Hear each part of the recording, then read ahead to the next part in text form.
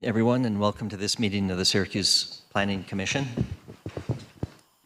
We have a number of items on our hearing agenda this evening. We'll get to them in just a moment.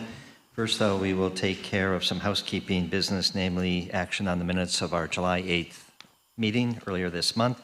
Minutes have been distributed to the commission members in draft form. Is there a motion for action on those minutes? Move to approve the minutes of July the 8th, 2024. Thank you. I second the motion, but I have a couple of corrections. Please. Let's see. The first correction is on page 11 regarding MASPR 2416. And ask a question about the flat bay, and what is stated in the minutes is that Commissioner Lentz asked what a flat bay is. The applicant said it is a lift to check for problems underneath the car if necessary. Actually, the answer was exactly the opposite. A flat bay is a bay without a lift that you can do work on the car without it being lifted, as it were. So noted. Second correction is on page 13 regarding SP 2410 special use permit.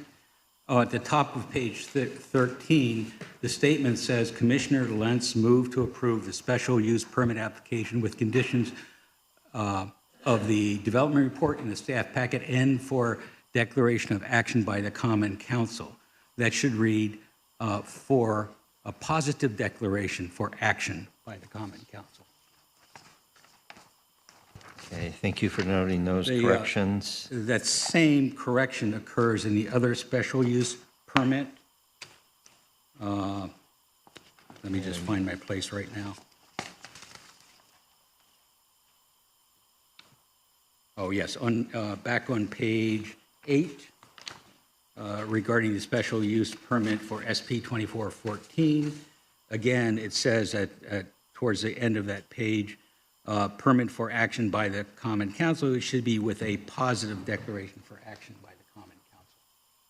I think that is the standard language that we have agreed on for special permits that get sent to the Common Council if we, in fact, are declaring positive action.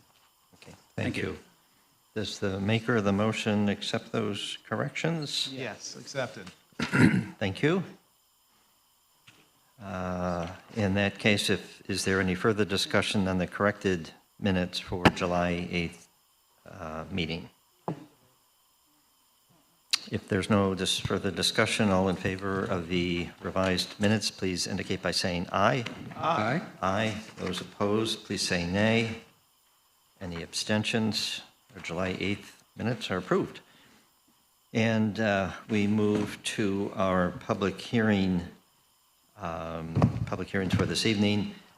Just by way of comment for those who are unfamiliar with our process, we will ask the applicant or the representative to come to the podium in the front of the room, provide their name and address for the record, and then a brief summary of the application involved. Following questions, potential questions from the commission members, we will then invite members of the public who wish to speak in favor of the application to do that. And similarly, we will invite members of the public who wish to speak in opposition to the application to do that as well. And asking in each instance as they come to the podium to provide their name and address for the record, and then a brief summary of just a few minutes of their comments. And where comments are offered in opposition, we will encourage the applicant to return to address comments made in opposition. So with that, we are ready to get started with these, and maybe a note about a slight adjustment to the agenda as well. Before I call the first old business item, order we're going to go in tonight is we're going to hear the old business items on the agenda. Then we're going to jump to the South Ave new gas station and convenience store proposal and a couple of re-subdivisions before we hear the Syracuse University Residence Hall and Designation case. So we'll call those in order, but we have a couple of items to review first under old business before we get to that. I'll make another announcement once we get to that. But first item of old business is a special use permit, SP-24-06 at 1133-37 Salinas Street South in Rayner. Owner Mark Mondo. This is in the MX3 zone district. Applicant is proposing to remove light automobile repair land use and expand the on-site convenience store.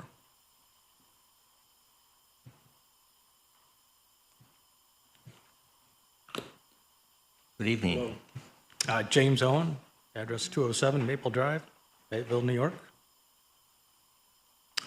So we're back to discuss our project. As we had mentioned, it's an existing three-bay service gas station that we're going to eliminate 3 of the service bays and convert that to retail space for a convenience store. We propose to make exterior improvements to the building itself, also to provide some additional parking. And other than that, pretty much everything on the exterior will remain the same. There's no new paving, there's no new canopy over the gas pumps, that type of thing. So existing canopy, existing signage all remains, the boxes. Obviously, the signs will have new panels put in them.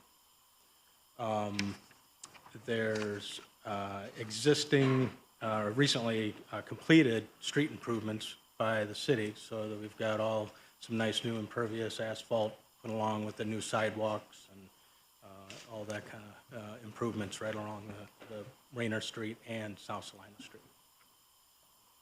Thank you. Questions from the commission members? Bike racks, is there a bike rack plan? I'm not finding that anywhere specifically. Yep, yeah, we've got one indicated up in just to the, right above the handicap parking space to the left. Okay, got it. Thank you. The county planning board had recommended incorporation of green infrastructure into the project wherever possible. Have you been able to identify any opportunities for including green infrastructure? In this particular site, we've kind of already have it baked in from the previous improvements that were done by the city, along with the impervious sidewalk section along Rayner Street. But beyond that, we're not taking up any asphalt, so we're not really repaving anything, get a new coat and stripe for the parking spaces. But other than that, there's really not much of an opportunity, unfortunately, given this project for new infrastructure. Thank you. Further questions for the applicant? I have a question. I think last time you were here, there was a discussion about the hours, particularly the closing hours. Mm-hmm. And the neighborhood felt strongly, as did other owner-operators, that 10 o'clock is the best agreed time. And you're asking for operation until midnight. Is that right? I believe that's, Yes. Mark, is that our operating hours? That's within the application. 6 to 12 is, that's the typical standard time. 6 to 12. The application has 5 to 12. Oh, I'm sorry, 5 a.m. to 12 p.m., yeah. So would the applicant consider 10 as a closing time, at least at the start, to see and give codes a chance to see how it's working? I don't know how the zoning administrator feels, but that's Yeah. how I feel at the moment. So Yeah, just information for the commission members. It seems appropriate based on what other hours of operations are in a nearby proximity. A lot of that was a result of, numerous events and things that were happening that were negative to the neighborhood and to the community. So those were, accepted stipulations at other businesses similar to what's being proposed here. Thanks. Yeah, I think that's kind of a business decision too, limiting the number of hours. Right, right.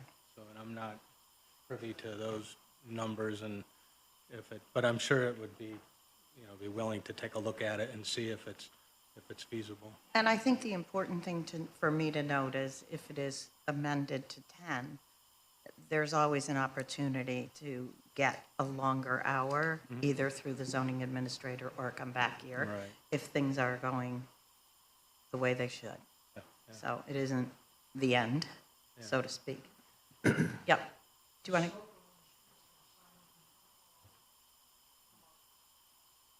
You need to come up, I'm sorry. I know, you need to come up, Mr. Mondo, sorry.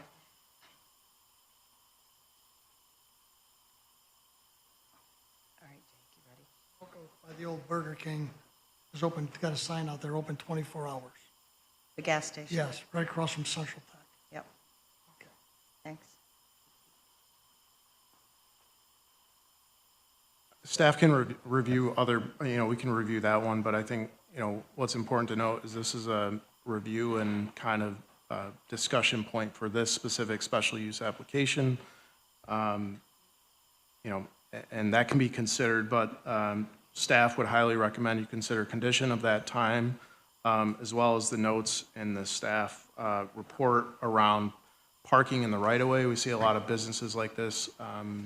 We struggle with enforcement for that, so it does call out buffers to prevent that sort of behavior with vehicles parking in the right-of-way. So just two things for the commission to consider. Right. Yeah. Has the applicant looked at those two conditions, especially the buffer question? As a matter of fact, yeah, there's actually a new barrier that's been put up along the sidewalk and on South Salina Street there, so to prevent people from parking on the sidewalk. So yeah. And the additional, we've got another 6 parking spaces that we're providing, so hopefully that alleviates the need. In the right of way? Yeah. Right. Okay, thank you. All right, thank you. That answers my question. Thank you. Yeah. Okay, thank you very much. Thank you. Are there individuals who would like to speak in favor of this application? If so, please come forward, provide your name, address, and comments. Is there anyone who wishes to speak in opposition to the application? Please come forward, provide your name, address, and comments.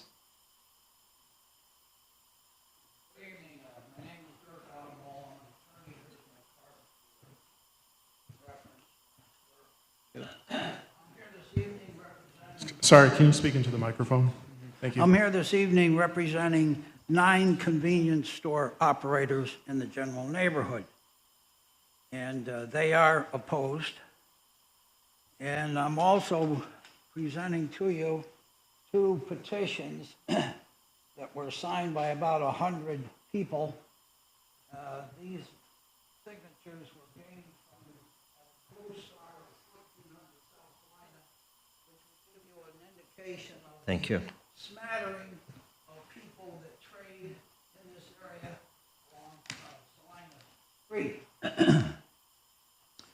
Your proposal before you this evening is to turn an existing facility that is not a competitor in the convenience store business, but only competes with gasoline. Their offerings presently is about 150 square feet, and they are proposing to increase to, my calculation, a little under 1,000 square feet, which is a very significant, substantial increase in offering. And I think we all know that size makes a difference. Size permits a broader range of products, also larger purchasing power, a better competitive price, which can be passed on to the customer. And my 9 operators believe that they will possibly be severely hurt by the addition of this additional convenience store presentation. Interesting to me, I've been around a while, is the issue that doesn't specifically come up under your code directly, but it's one that the State Liquor Authority uses, which is called public convenience. Is the public convenience adequately and properly served presently without this increased facility and offering. And I know you're well aware of your obligation under your code, which is to consider the impact of this proposal. We all know that if this were a zone matter where the operator was operating as a matter of right, the competitors oftenly go next door to one another for whatever reasons. This is not what you have here. This is a situation that is not a matter of right, but rather a matter that requires a special permit, and you are required to consider the criteria under your code. And the one that jumps out at me is E under A of your Article 5, which says that the use is generally consistent with a comprehensive plan and other city plans. I don't live in the city, I live in Camillus, but I read the paper every day, and I keep up with what's going on in the city because my office is right in downtown. And it's my understanding that the city is concerned about the integrity of its neighborhoods, and it wants to promote them. And promoting the neighborhoods means services for the people, and at the same time, supporting those that are in the neighborhood so that they can remain viable and their locations do not become vacant, because we know vacancies leads to things that are not very good. So, moving on to findings that you must make, the one that jumps out at me is that the proposed use will not have an adverse impact upon the character or integrity of any land use within the immediate neighborhood. And I think that's where this case goes. I'm sure you got the zoning regulations ironed out, all of that stuff, so the geometrics of the site conform to your code. Question is, this location, is there a need for this type of additional services that these people are intending to offer? And will that have an impact on the merchants that are presently doing business there? And I have 9 clients and over 100 customers that say unnecessary. So we would suggest to you that this application be denied. Thank you. Thank you. Thank you. Can I ask Mr. Odom a couple of questions? Please, go ahead. Just for clarification, 'cause I certainly respect you. I know you've been an attorney for a long time, and you practiced municipal law for a long time. Yeah. Which town board did you advise as legal? Well, I've represented a number of them, but I was at Camillus for about 40 years and Elbridge for about 10 years, and I've represented other communities. Okay. I've done a lot of land use matters. Understood. But you'd also advise your boards about the importance of whatever business comes to town, it needs to be a good neighbor. Well, that's right. That's exactly right. Right. So you always crunch that into the equation when you're talking to your boards, right? That they need to think about how they all interact with each other. Well, you got a balancing issue here, and you got to worry about impacts, I think. It's nice to see new places come up, and they're freshly painted, and they appear nice, and so forth and so on, and as opposed to something that doesn't look so nice. But, you know, you have a unique situation in the city with neighborhoods, and I really think that ought to be your focus. In other words, you got a certain cluster of houses, and in that cluster nearby to those housing, they should have certain services like convenience stores and other things. And so I think as a part of your decision, you really ought to take a look at the saturation, is that the right word to use, of convenience store facilities that's available to people in this area along North Salina Street. And of course, it goes west and east from Salina Street. How far do you consider? I don't know. I was surprised at some of the signatures on those petitions that you have there. Some people travel quite a distance for convenience store supplies. I don't know why. Maybe it's personal relationships. But and I think you have to put that aside.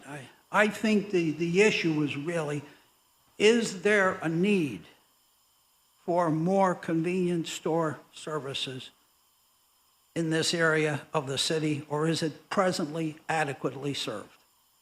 In fairness, have you ever said that to any of your town boards that you've talked to? Have you ever said that maybe you shouldn't let the next CVS in because you have a Five Below, or you don't need the Target because you have a Gap? I just, in fairness, want you to think about that. I understand you have your clients, Well- but at the same time, for all the folks sitting here, I need that balance. That would you ever say to any of the suburbs, there shouldn't be another store because it's going to compete with an existing store? Just in fairness.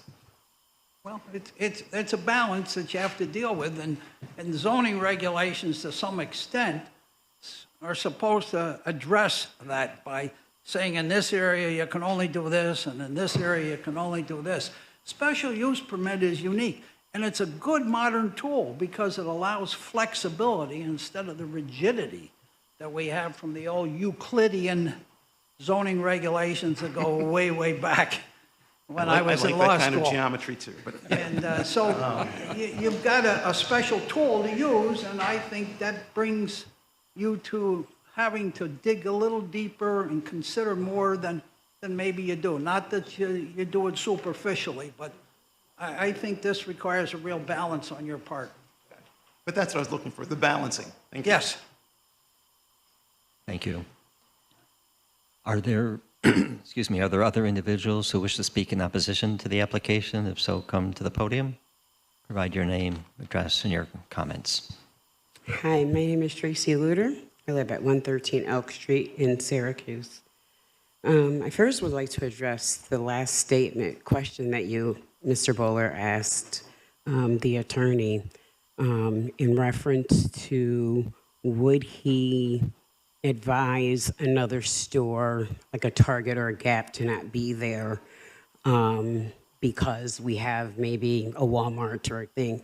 And I think in this particular situation, we're talking about apples and oranges, okay? Because if we're looking at a Target and a Gap and a Five Below, we're looking at services there that provide different specialties in opposed to what they're looking to put on the corner of Rayner and Salina Street. And that store's been there since I can remember as a kid. And I've been here for many years, for a lot of years. And it has always been a gas station, and it's always been a garage, and it's been quite well. So in that aspect, it has not had competition because it's always been, that's where you go to get your car fixed. I oppose that because we have within at least a 6-block radius a saturation of convenience stores that sell the same product. And what they're looking to do is going to take away from those that we have currently. My understanding, they want to put that there.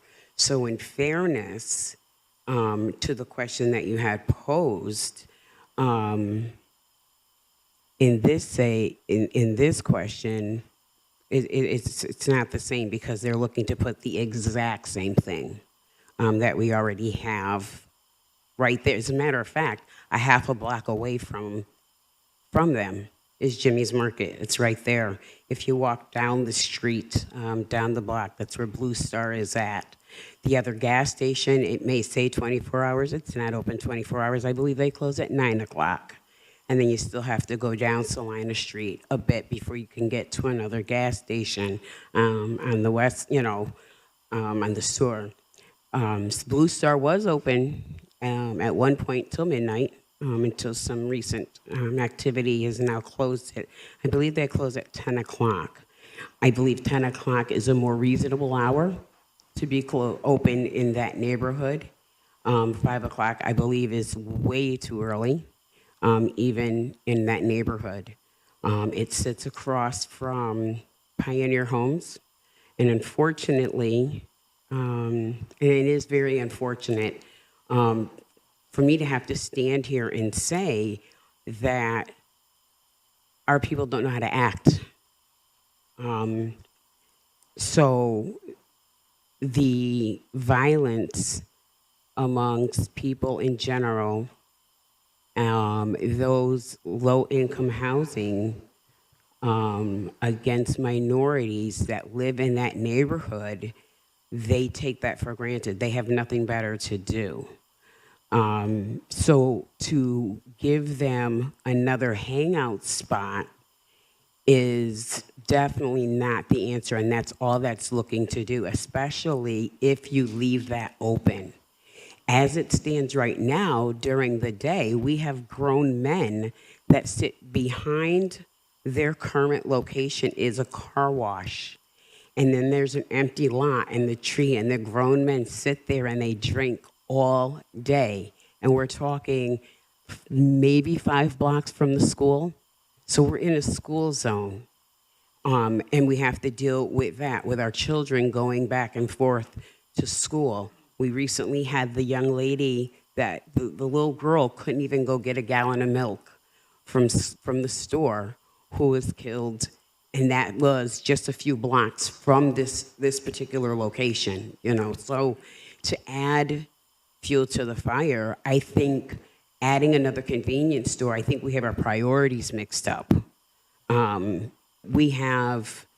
We're building more housing downtown that we don't need, and we have people from the rescue mission sleeping on sidewalks. We want to build this new store, and we have these other existing businesses. 30 seconds remaining, please. I'm sorry to interrupt, but 30 seconds to just finish up and conclude your presentation, please. Absolutely. Thank you. You're welcome. We just want to keep it moving, so sorry to interrupt. Not an interruption. So my thought is this. No, we don't need it. We have the stores that have been there. They've been there for a long period of time. We are content with them. They do their business. And we definitely don't need another absentee landlord. Because it is my understanding that the current landlord, or the landlord that is trying to take over, or that they're signed to, doesn't even live here in Syracuse. And we don't need another absentee landlord. Okay, thank you. Thank you. Are there other individuals who wish to speak in opposition to the application? Please come forward, provide your name, address for the record, and then your comments. Good evening. My name is Thomasine Harper. I live at 825 East Willow.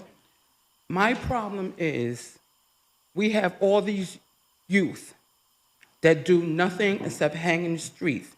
Instead of a gas station and a convenience store, why don't we put something there that the kids can go to, the youth can go to, a Boys and Girls Club, an after-school program, something to get the children off the street. Yes, it's a dangerous area, but if the kids are out here all day long during the summer, like now, you can go on any corner and find 10, 20 kids doing nothing. They have nothing to do, no place to go, no place to hang out. You have the homeless in the street. You have the alcoholics and the drug dealers in the street. What about the kids? What about the youth? I have grandkids. I have 6 grandchildren. I keep them bottled up, per se, because I don't want them in the streets to look at you as somebody to take advantage of, or you as someone to take advantage of. Think about the children. Think about our future. Yes, it's a gas station, a convenience store, but what are we getting from that? Where are our children going to get from that? Absolutely nothing. Some places spend money, you go in and out, you pray your kids go in and out and okay. No, let's be realistic. Let's put something here that's going to draw the kids, draw the youth. Maybe even get a couple of adults that can do basketball, football, something to get the kids off the street. Maybe it won't be the crime won't be as bad. Maybe the alcoholics won't be out here as much. We don't know because we're not offering anything. I used to live on Salina. I used to walk past these stores, these places all the time. And at nerves, yes. Scared, yes. I'm a grown woman. I can handle myself. Kids can't. And if we don't look at them and see what they're our future. And if we don't set up a future for them, how is anything going to get better? How is this supposed to happen? It's not going to, because of a gas station or a Target or whatever we put there. Think about the youth. Think about the kids. Think about the future. If we do that and get maybe that Boys and Girls Club or maybe that after-school program, then maybe the crime will be a little better here instead of working. I'm the type, I'm ready to run, and that's not going to help me any because wherever I go, it's the same thing. We have to start home. Get these kids off the street, give them something to do, get their mind occupied, get them in there after school with after-school programs and this and this, and something that they will look forward to going to. I did those things. I went to these programs when I lived in the city. It was always something. I moved here and there's nothing here. Absolutely nothing. And as I look around lately, even the stores we had all downtown, all of that's gone. So what is a gas station and convenience store going to actually do for us? Thank you. Thank you. Are there other individuals who wish to speak in opposition to the application? If so, please come forward, provide your name, address, and comments. Good evening. My name is Abed Zawran. I live at 104 Lorient Drive in Syracuse. In regard to the petition at South Salina Street gas station. Gas station, everybody needs gas, but it's only 1 block away, there's a gas station. Down the street is a block away, gas station 24 hours. Down on Salina, another maybe 2 miles gas station. Now if you go West Genesee Street, about 3-4 gas stations. Erie Boulevard, 2-3-4 gas stations. And a lot of people go to BJ because the gas is cheap. I don't want to say East Syracuse, North Syracuse, Cicero, all gas stations all over. But this particular gas station, excuse me, this particular gas station is, what are we going to benefit out of it? I'm a salesman, I go around. What I'm going to benefit for the neighborhood. You get a gas station, convenience store, 1 block. Down the street, another store. Down the street, another store. I could call names, maybe about 12, 15 stores within 2 miles period. Same thing they sell, loaf of bread, beer, cigarettes, soda, candy, subs. This gas station was going to offer extra for what we have right now. I don't see anything extra. In the meantime, the stores around there is going to get bite. 1 bite out of here, 1 bite out of there. It's going to hurt the smaller stores as struggle as right now. From my perspective is, for the convenience store for that area, we do need another extra gas station. And that's my opinion. Thank you. Thank you very much. Are there other individuals who wish to speak in opposition to the application? If so, please come forward. We don't appear to have, whoops, I spoke too soon.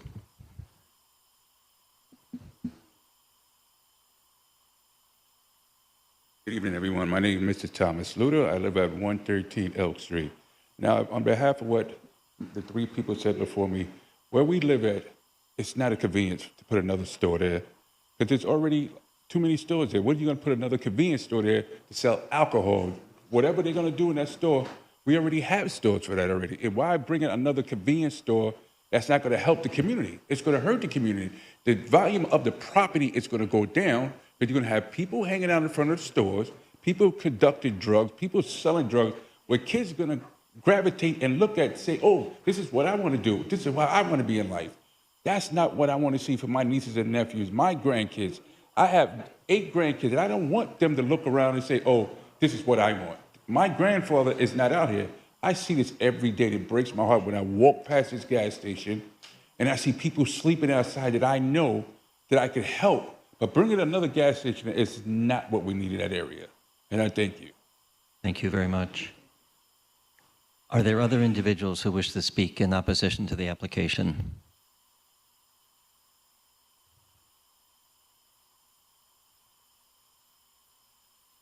It seems not, and so as indicated at the outset, the applicant has an opportunity to address some of the comments made in opposition if you choose to do so.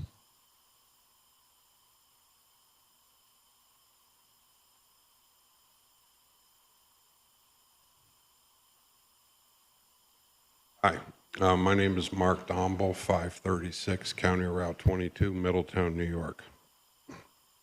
We're partnering with Mr. Mondo to take his site over.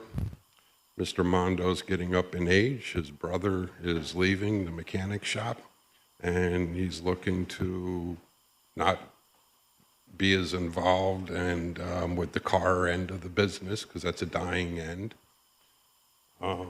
He's looking to scale back by getting into the convenience store, okay? We checked the records. I didn't see where there was any limitation on the number of stores per block, per zone, what have you.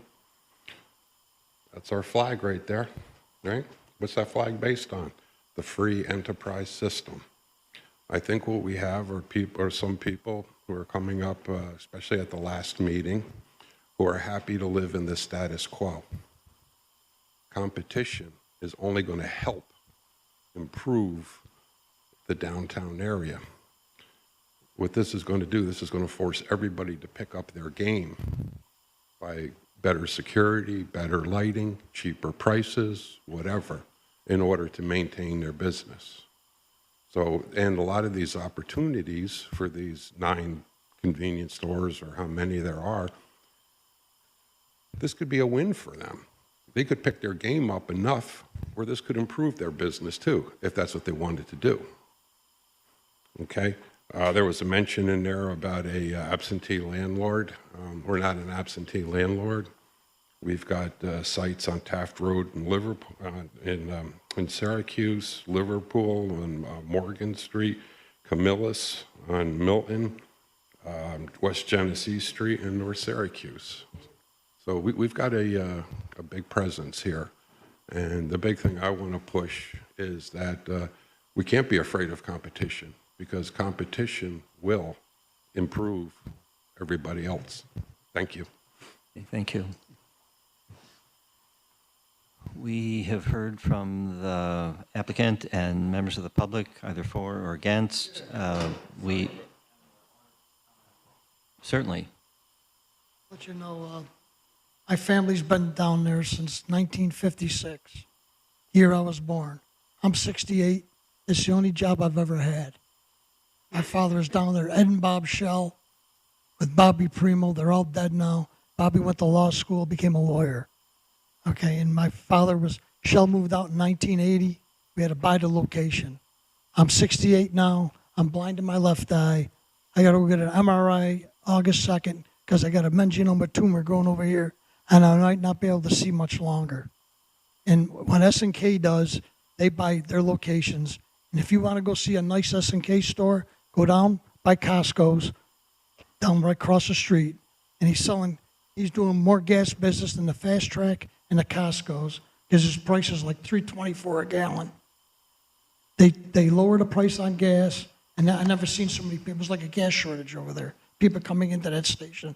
I would never sell the place to somebody that I wouldn't get paid from. You understand? I've been there my whole life. I don't want to have to go down there, get because I'm holding the mortgage for 10 years. You know, I want to make sure I get paid. I don't want to have to go down there, you got my money this month?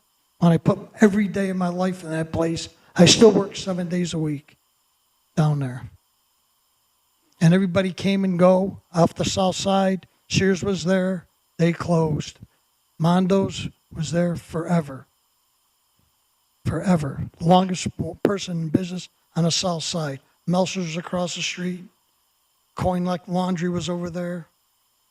Everything was there. That's my whole life. When I was a kid, 8 years old, there was no 81, 7, 8 years old. My father walked me right up Rainer Ave into Archibald Stadium to watch a football game for Syracuse before they put 81 in. Rainer Ave continues on the other side of 81 up on top of the hill. And I just think it's, you know, there's no garages anymore in gas stations. They're all convenience stores, you know, and like he said, my brother doesn't want it. He's getting out of the mechanical business. Cars are going to become more electric, and it's time for me to move on. Thank you. A quick Oh, question. sure. Sorry, I just have one quick question, Yes. Mr. Mondo. So you're leasing, selling eventually to S&K. Yes, yes. How many locations does S&K have in Onondaga County? Do you know? They Or got, do they got know? more, I know the one. I know of two. They got the one, Dell's Place, on West Genesee Street, across from O'Reilly's. They bought that. It's branded Citgo. Down on Milton Ave, across from the Home Depot, they just bought that AM PM. They got a big S&K fuel sign there, and he's selling gas so cheap. I told him today, I said, I went to Costco's, no customers. I went to Fast Track, by there, no customers. His price was so low, he had 8 pump, like a gas shortage. All pumps going, double lined, 4 cars behind him on each one. And he's selling a lot of gas there now, where the station never did nothing. At AM PM, their prices were so high. Thank you. So this company would be a good discount gas dealer on the south side. Thank you. Yes. If you can, hold on, Mr. Mondo, hold on. So the leasing companies will be S&K, but you say they sell under different gas brands. They could fly a Citgo brand, and they fly their unbranded name, S&K Wholesale Fuels. I don't remember in this packet if there was a brand. Can you tell us what the brand name would be at this station? Right. They called me and said there's going to be a Citgo station. Citgo would be the awning. That'll be on the canopy. Citgo. Right. Yes. Oh, going to make it unbranded? No, it's going to be SNK branded gasoline. And I believe Mr. Owens has submitted that artwork in already. Are you S&K? It's SNK. You're S&K? Yes. Okay. How many S&K locations in Onondaga County? Well, like I 3, said, 4? I've got one on Taft Road in North Syracuse, another one in North Syracuse, the Gulf. I've got the Liverpool, Morgan Road. I've got Camillus on Milton and West Genesee Street. Oh, that's it. Thank you. Yes. Okay. Thank you. All set. Thank you. Anything else? Yeah, Good. good. All set. Okay. Thank you. Thank you.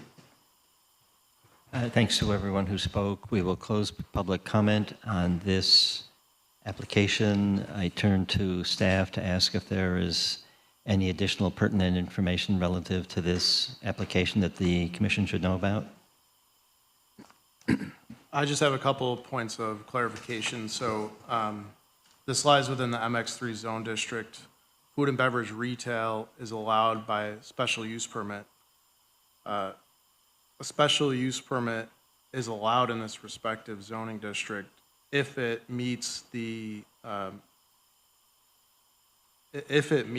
approval criteria within the code. So that was referenced earlier by one of the first public commenters. Right. But I also want to be clear that this governing body is just reviewing and commenting and making a recommendation to the Common Council for a final decision on the special use permit. So appreciate all the comments given, but just want to clarify that that is the process and that's what is happening here tonight. But that this is allowed via a special use permit, and there's criteria within the code to review that and to comment and to make a recommendation based on those findings. Thank you for the clarification and additional information. And since this will proceed as a recommendation to the council, council will address the seeker. For all of the items that are,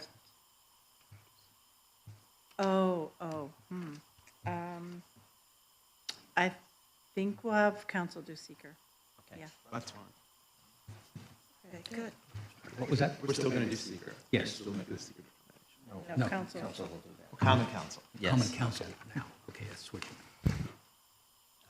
So with that clarification, if there's a motion for action on this special use permit application, SB 2406, the commission may entertain it now. Before we form a motion, it's a question for the zoning administrator. So we have the two suggested conditions, one related to parking encroaching on sidewalks, the other is a buffer for landscaping, et cetera. Are you satisfied that that condition has been met, or should that be carried forward? I think it's a good condition to put in there, should we find that, vehicles figure out a way to violate that we still have that condition that's enforceable. So if it's not mentioned and listed as a condition, that might make that harder to do. Same for the buffer. Question? I think so. Okay. Thank you. And opening.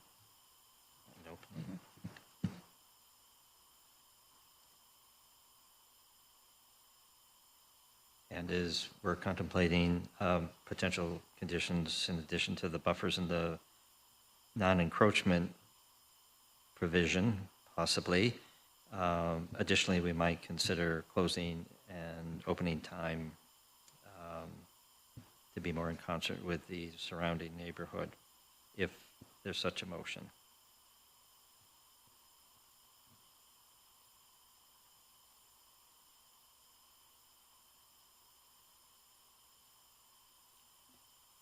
Okay, I'll start. I'll make the motion to approve the special use permit and as a positive recommendation to the council with the conditions listed in the staff report to be included in the resolution, and the opening hours to be from 6 a.m. to 10 p.m.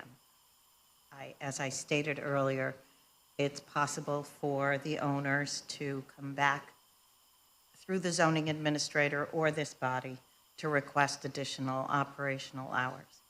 Just want to say to the neighbors who are opposed for some reasons having to do with the criteria that we can consider, and others not, I hear you.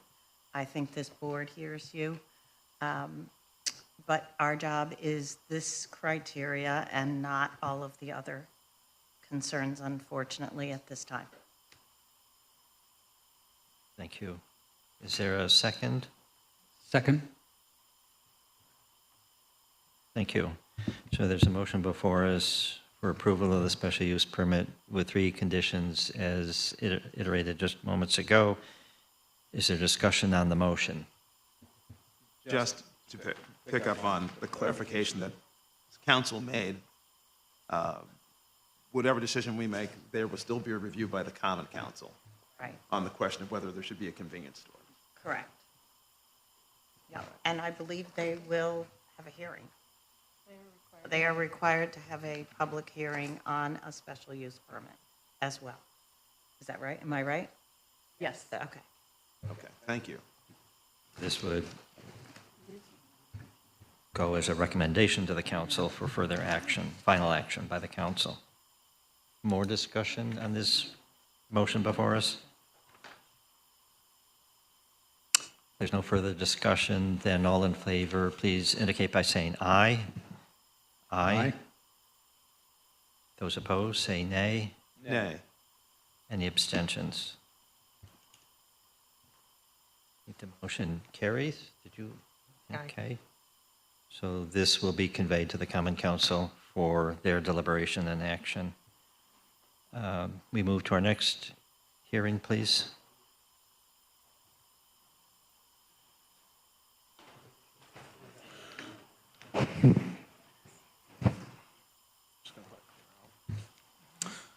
Next on the agenda is a project titled University Avenue Mixed Use Project. It includes a major site plan review and a re-subdivision for 411 and 413 University Avenue. And the owner is Jack Mamie. Hi, guys. Dave apologizes for not being able to make it tonight. He had a family emergency to attend to. I'll try to make it quick because I know a lot of people are waiting and you guys have a long night. So this is our second time back.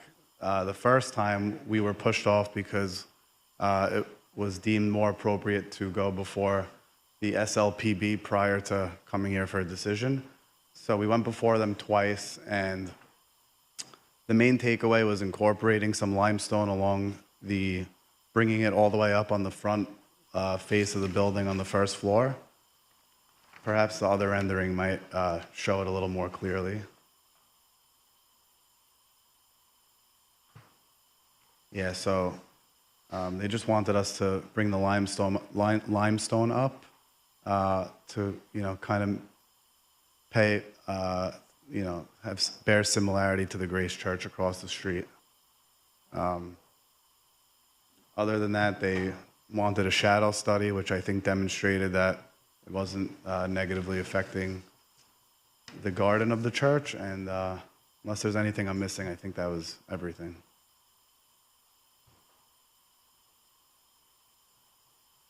And no further changes since your last presentation. And we have clarification now regarding the impact on Grace Episcopal Church, correct?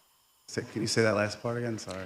I said I should separate that into two. So we now have clarification on potential impact for the church, the nearby church. And my earlier point was to ask you to confirm there have been no further changes since what you just outlined and from Yes. your original presentation. Correct, other than what I just mentioned regarding the facade, the first floor of the facade. Okay. And that's the shadow study we presented to them.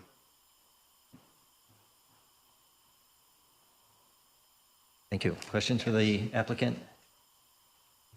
There was a question that was raised about your stormwater plan. Has that been resolved yet? Are you aware? I don't believe I was asked a question about the stormwater plan, but I guess I'll address it. We have not created one yet. We were going to approach that as part of the, I guess, construction drawings and that part of the process. Okay. So that'll be taken care of as part of the permitting process? Is that correct for the zoning administrator? That's correct. Okay, thank you.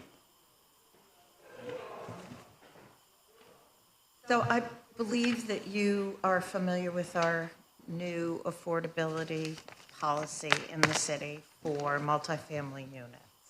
10% of your units will be designated at 80% AMI within the city, correct? 80%, yes. We have the letter from NBD. I guess the term is certifying that representation that you just said. That you're going to meet the income, the math, so to speak. The question that I have is, I believe that you stated in the application, or that you're considering, that those affordable units will be studios only. Is that the plan? Because I think that the policy is written in a way that it should be evenly distributed throughout the complex, not in just a certain type of apartment. I'd have to defer to you guys for what the rule is, but in our pre-development meeting, we did mention that these studios were set aside for that purpose, and it is also alluded to in the letter. Of course, if that's not proper, then we would, of course, open the whole building up. Okay. I just don't think that, I do believe that it's probably unlikely, for a 4 and 5 person occupant apartments to. I understand. So the question of location of the units, if this moves past us today, I believe will have to lie specifically in the resolution between yourselves, the zoning administrator, and NBD, or Neighborhood and Business Development, to make sure it's all set, that the regs are all satisfied. Understood. Okay. Thanks. Further questions for the applicant?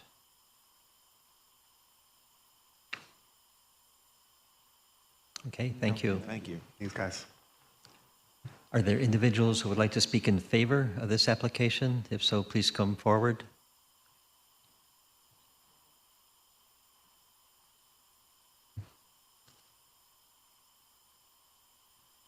Are there individuals who would like to speak in opposition to the application? Please come forward.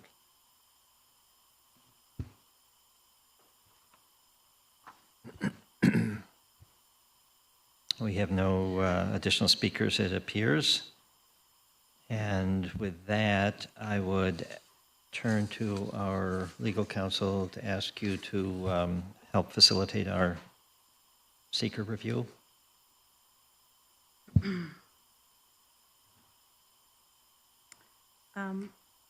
Has everyone had a chance to review the short EAF Part 1 submitted by the applicant?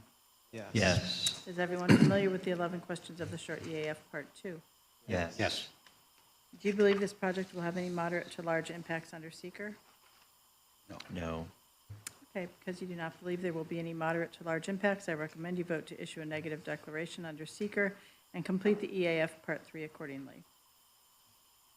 Thank you. Is there such a motion for seeker action? I move to approve a negative seeker declaration. Second? Discussion? All in favor, please indicate by saying aye. Aye. Those opposed, say nay. Any abstentions? The seeker motion is approved. We may proceed to our action on the major site plan review. Before taking action, just for the record, I'd like to point out that we received one letter in opposition. It was just distributed to the commission members. And also to note the recommended conditions around the affordable units with a special notation that currently the plan does show the affordable units as studios, and that moving forward, this be adjusted to meet the recommended conditions in the staff report, specifically number 2 and number 3, that they all have the same structural fixtures, appliances, et cetera, and that they be evenly distributed among the different types of units throughout the building.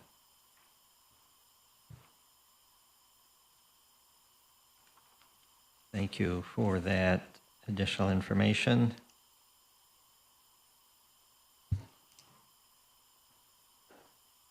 Any questions on what was just presented to us? If not, is there a motion for action on MASPR 2408? I would move approval of the major site plan review, noting the conditions as stated by the administrator in the record. Recommended conditions, they are found in page 43 of our packet. And they total 6 altogether, it looks like. Yes. Thank you. Second. Discussion on this motion now before us for the major site plan review with the conditions noted.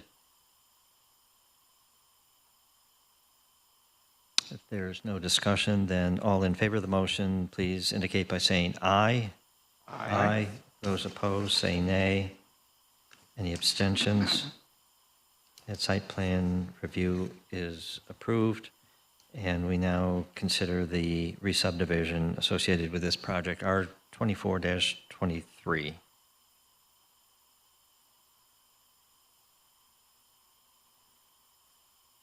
Good evening. Corey Filmer. I'm 100 Brandon Road, East Syracuse, New York. I'm the general manager for Q's Car Care here. Sorry, hold on. We're still on. We hadn't quite finished. I thought. Couple seconds. You started your engine a little too soon. It's all right. I was just so excited to get up to you guys. That's right. Just a moment. So the other item in association with the previous project, we dealt with one action item for that, which was a major site plan review, but also a separate required action would be action on the proposed re-subdivision, project R24-23. I'll get it right eventually. And that's where we are at the moment, looking for a motion for action on the proposed re-subdivision for University Avenue.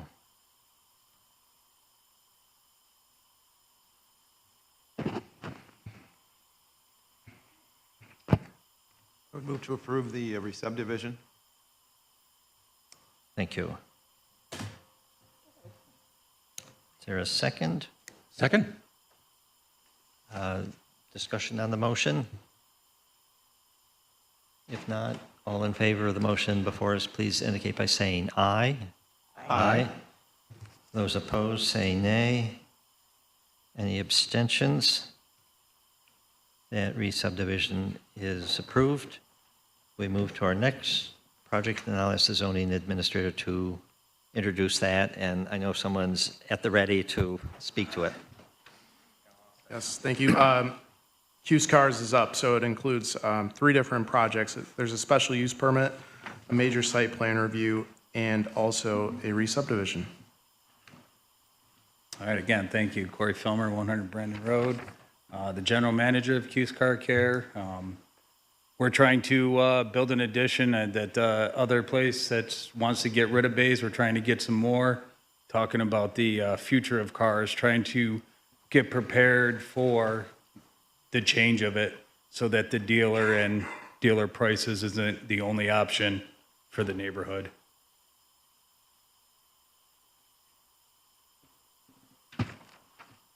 As far as I know, everything's been submitted. The town of Salina said you guys are taking the lead on it because there's a sliver of land in there that. Right, we needed to reach out to the town of Salina. They've responded in writing, so we're good with them, and now we can proceed. So do the commission members have any questions for the applicant? The Onondaga County DOT has made a comment regarding the Lemoyne Avenue entrance, which right now is not currently defined clearly, as far as I could tell on the plans. That was going to be part of doing it, repaving the whole lot, because it is if you look at it, it looks disjointed as it is, because it is like 3 separate properties that have been kind of combined in one. Make one lot with one set entrance and exit. Like it's all paved and there's going to be one entrance. Was that the question? Yeah, so the question is going to be on Lemoyne Avenue, and it'll be defined by what? Curbing? By curbing Okay. and such of that. And they were even talking about putting, with the sidewalk in front and with one defined entrance and exit. Okay, okay. And there was also a comment that was raised regarding egress to the town of Salina properties and making sure that there is not communication or egress between the 2 properties. Has that issue been resolved at all? How do you address that? Egress between the properties that are this site and the properties that are across the town line for the town of Salina? I believe that was the letter with town of Salina that they were Well, there was concern expressed about making sure that there's no through path or egress between the 2 properties. No, absolutely not. No, it's Because going right to now be an there's nothing entrance on clearly Lemoyne there. Ave, and there's not going to be any way. The next property, there's a 4-foot like drop retaining wall. There'll be no way to go from the one property to the other. Is that what you're asking? Well, that's what the comment was regarding, yes. Yeah. Okay. Yeah. Yeah, there's no way to get to the other property. Thank you. I have one question or clarification to ask. I think there was a discrepancy in the application that referenced both a 1-story addition and a 2-story addition. In the MX3, I think we're required to have 2 stories. And in one instance, I saw a reference to a 1-story, 2,200-foot addition, but I just want to get clarification that you're planning, the addition you're going to build on is a 2-story addition, correct? Yeah, I believe, as far as I know, the architect has submitted another set of drawings that it did involve the 2nd-story addition. Okay. Which will be on the back Yeah, which would of be the on 1-story. would if be I on the read it back of right. the 1-story building. Right. Yes. Okay. Okay, great, thank you. Other questions for the applicant? Just a question, actually for staff. And the conditions, those were all communicated to the applicant?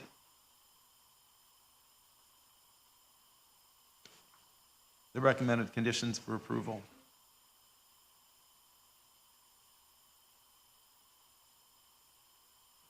Yes. Okay, thank you. Hey, thank you. Thank you. Are there any individuals who would like to speak in favor of this application? If so, please come forward. Are there any individuals who wish to speak in opposition to the application? Please come forward. We have no additional speakers for this application. we can close public comment, and I'll turn to staff to ask if there's any additional information relevant to either the special use permit, site plan review, or re-subdivision that should be shared with the commission members. I'd just like to point out that, or notate for the record that the original building is non-conforming, so it's subject to all of the non-conforming structure regulations in Article 1, but the new building is 2 stories and new build. Thank you. In that case, we can proceed through these one by one. We have 3 separate actions to consider. First is the special use permit, SP 2409, and this will also go to the... We should go over seeker for Q's car projects. Yes, I was going to do that, but skip it for the special use permit for the council, since council will make that determination. Yep. So that one we can determine action on separately without seeker determination. We will need that for the other 2 pieces, is that right? That's right. Okay. Yeah. Thank you. We're all getting used to this. So in that case, SP 2409, the special use permit specifically, is there a motion for action on this item?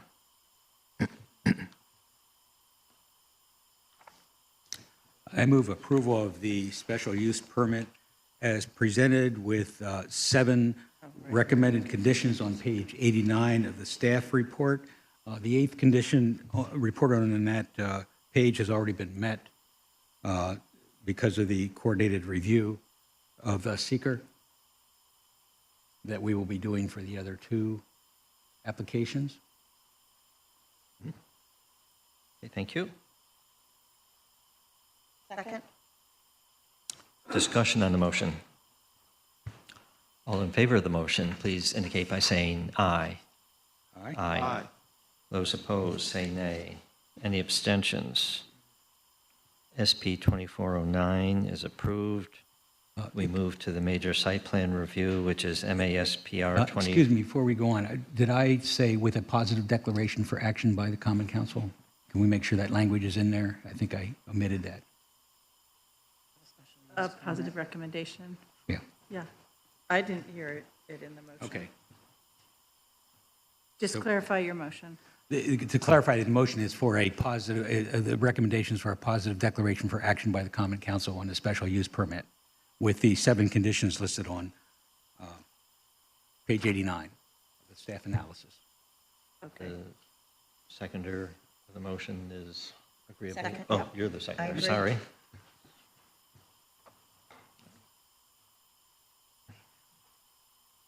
So there's no question. All in favor of that clarified motion, please indicate by saying aye. Aye. Those opposed, say nay. Any abstentions? We move to the site plan review for this same project, MASPR 2416. And first, we will consider our seeker action. As to both of these applications, have all members had a chance to review the short EAF Part 1 that was submitted as part of your application packet? Yes. Is everyone familiar with the questions of this short EAF Part 2 prepared by staff? Yes. Do any of you believe this project will have any moderate to large impacts? No. Because you do not believe there will be any moderate to large impacts, I recommend you vote to issue a negative declaration under seeker and complete the EAF Part 3 accordingly. Thank you. Is there such a motion? Make a motion for a negative seeker declaration? Second? Discussion on the seeker motion? All in favor of the motion, please indicate by saying aye. Aye. Those opposed, say nay. Any abstentions? And we move to the final piece of this multi-pronged project, the re-subdivision R2426. Is there any additional information from staff that the commission should be aware of before entertaining action on this one? Okay, thank you. In that case, we turn again to our legal counsel to guide us through our seeker review. Didn't I just do that? Well, we did that for the major site plan review. Okay, it covers both. Oh, but, it covers both. Okay. I'm good with that. Because they're companion applications, so we don't want to segment the two. Okay. Sounds good. In that case, is there a motion for action on R2426, the proposed re-subdivision? Move approval of the re-subdivision? Second? Discussion? Those in favor of the motion before us, please indicate by saying aye. Aye. Those opposed, say nay. Any abstentions? R2426 is approved. And we move forward, and the zoning administrator had noted that we are going to make a little adjustment in the order. Yes, we will be jumping ahead to page 297 in your agenda packets. We thank everybody in the audience and anybody watching for your patience as we work through this. But we're going to jump to the South Avenue new gas station and convenience store proposal. It's a companion piece with a special use permit and a major site plan review. The applicant's proposing to establish a gasoline fueling station with retail and/or restaurant use. This lies within the MX3 zone district.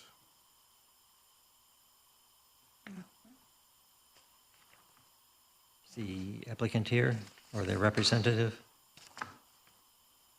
I see Kate. Oh, here she is. She's coming.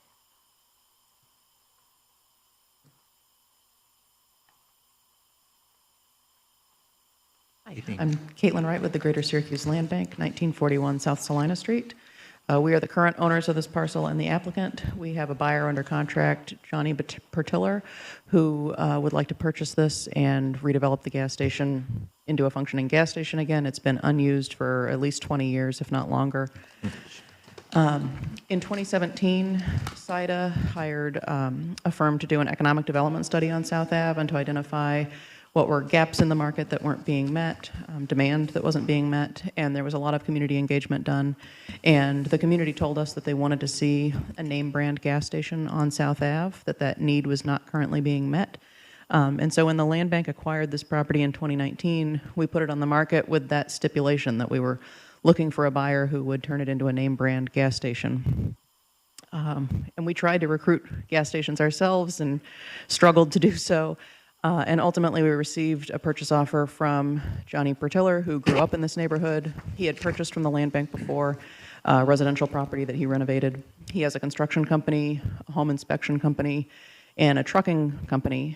And he has, deep roots in this community and wants to How to be a gas station guy. start another entrepreneurial endeavor. Yeah. Their questions? Are you able to disclose the name brand? It'll be a Sunoco. Sunoco, okay, great, thank you. Questions for the applicant? All set, thank you. Yeah, I'm curious about the gas tanks that are on the diagram on page 310. Those are the original tanks? Nothing's being made, or are there new tanks that are? What's the status of There'll that? be new tanks, yeah. So when we got it, I don't know why, there was no tank closure record with the DEC, but we did a lot of investigation and found 4 underground tanks. We have since removed them and closed that out, so they'll be bringing in all new infrastructure, and as part of their contract, Sunoco is footing the bill for a lot of that gasoline infrastructure. Thank you. It was, just by way of comment, somewhere in the packet of many pages, I saw a comment that there was a typo in the name of Crescent Yes. Avenue on the site plan, and they indicated that could be problematic down the road. So I just call it to your attention. Thank you, yeah, we will It make sure might that that gets fixed. Save some headache subsequently. Definitely. Yeah, it's on two of the maps. Thank you. Further questions? Okay, thank you. Are there individuals who wish to speak in favor of this application? Please come forward. Is there anyone wishing to speak in opposition to the application? Please come to the podium. We have no additional speakers, so we'll close public comment and turn our attention to the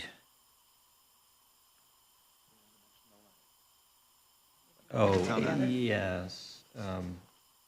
We also received one letter in support of this project that arrived apparently today from the common councilor for that district. So we'll note that. That can be in the record. And before we turn to action on these two elements, the special use permit and the major site plan review, again, touching base with staff about any additional information that we might need to consider as we proceed. Just to clarify again that the Common Council will be doing the seeker on the special use permit, and as these are two separate applications, they require 2 votes by the commission, 1 on each application. Thank you. And just the recommended conditions on both the site plan and the special use permit. They're identical, but we'd recommend that they're mentioned for both. Each one, okay.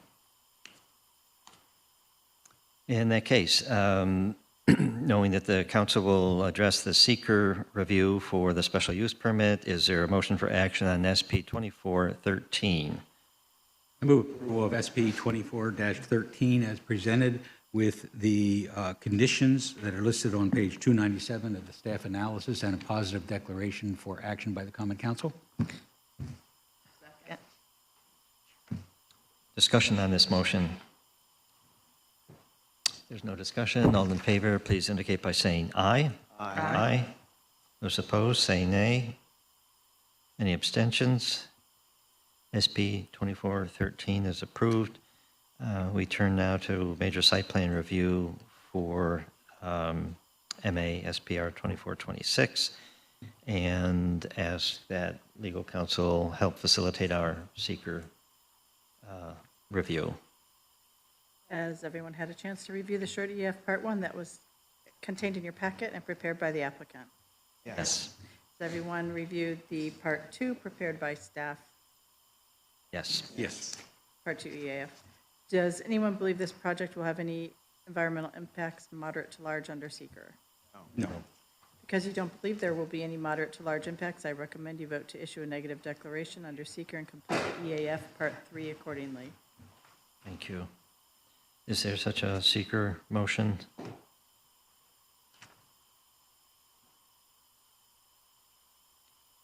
I move a negative seeker declaration. Second. Discussion? All in favor, please indicate by saying aye. Aye. Aye. Those opposed, say nay. Any abstentions? Seeker motion is approved, and we can proceed to action on the site plan review. I move approval of the site plan, noting the recommended conditions that are in the staff analysis, page 299 to 300. Thank you. Second? Discussion on the motion? All in favor of the motion, please signify by saying aye. Aye. Those opposed, please say nay. Any abstentions? The site plan review for MASPR 2426 is approved. We move on to our next one. Yes, it brings us to, we're going to do 2 re-subdivisions next before we go backwards in the agenda. So next up is re-subdivision R-24-39. This is at 1025 Sunnycrest Road in Nichols Ave and Avon Road. The owner is the city of Syracuse. The applicant is our city office of assessment. I'll have Deputy Commissioner introduce the item. Thank you. Good evening, Commission members. Michael Lehman, address 623 Allen Street, Syracuse. Deputy Commissioner in the Assessment Department with the City of Syracuse. The City of Syracuse is seeking to re-subdivide the property at 1025 Sunnycrest Road, and Nichols and Avon Road. Okay, well, that was succinct. And we thank you for that. Sure thing. Questions for the applicant? No questions, thank you. Wow, Would okay. you like some? And the purpose of the resub? The city intends to retain the north portion to be part of Sunnyside Park and contemplating disposition of the southern portion to repurpose the apartments, but really just expand and modernize them, really. So will the north portion actually be incorporated into the park? Into Sunnyside, yes. Oh, nice. Don't often see expansion of parkland in an urban area. Further questions? Thank you. Thank you. Are there individuals who would like to speak in favor of this application? Please come forward to do so. Is there anyone wishing to speak in opposition to the application? Please come forward.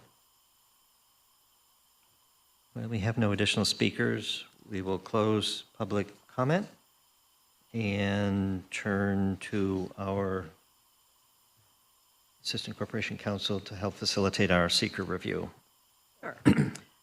Have you all had a chance to review the short EAF Part 1 contained in your packet and prepared by the applicant? Yes.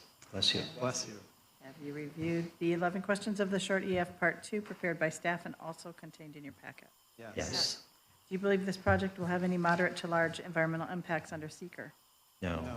Because you do not believe there will be any moderate to large impacts, I recommend you vote to issue a negative declaration under seeker and complete the EAF Part 3 accordingly.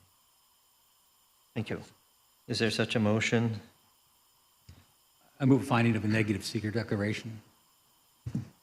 Thank you. Thank you. Is there a second? Second? Discussion on the seeker motion.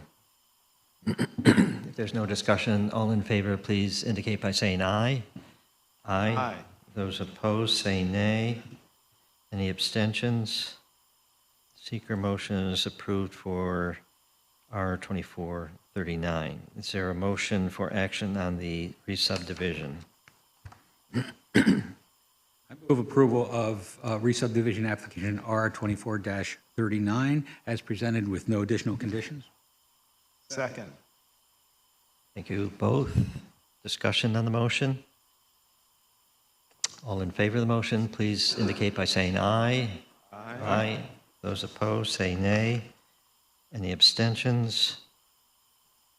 R-24-39 is approved. And we have one more, I think, before we return to our regular order.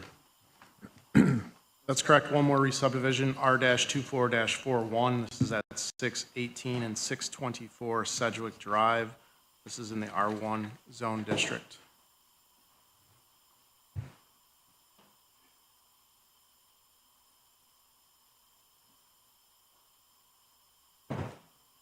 Hello, my name is Dave Sharon. This is my wife Maureen. We live at 618 Sedgwick Drive, and we've been there for close to 45 years. Whatever. A lot of years. We're getting a little older here, and trying to figure out what we're going to do. My wife had talked about moving to another location to get something on the first floor.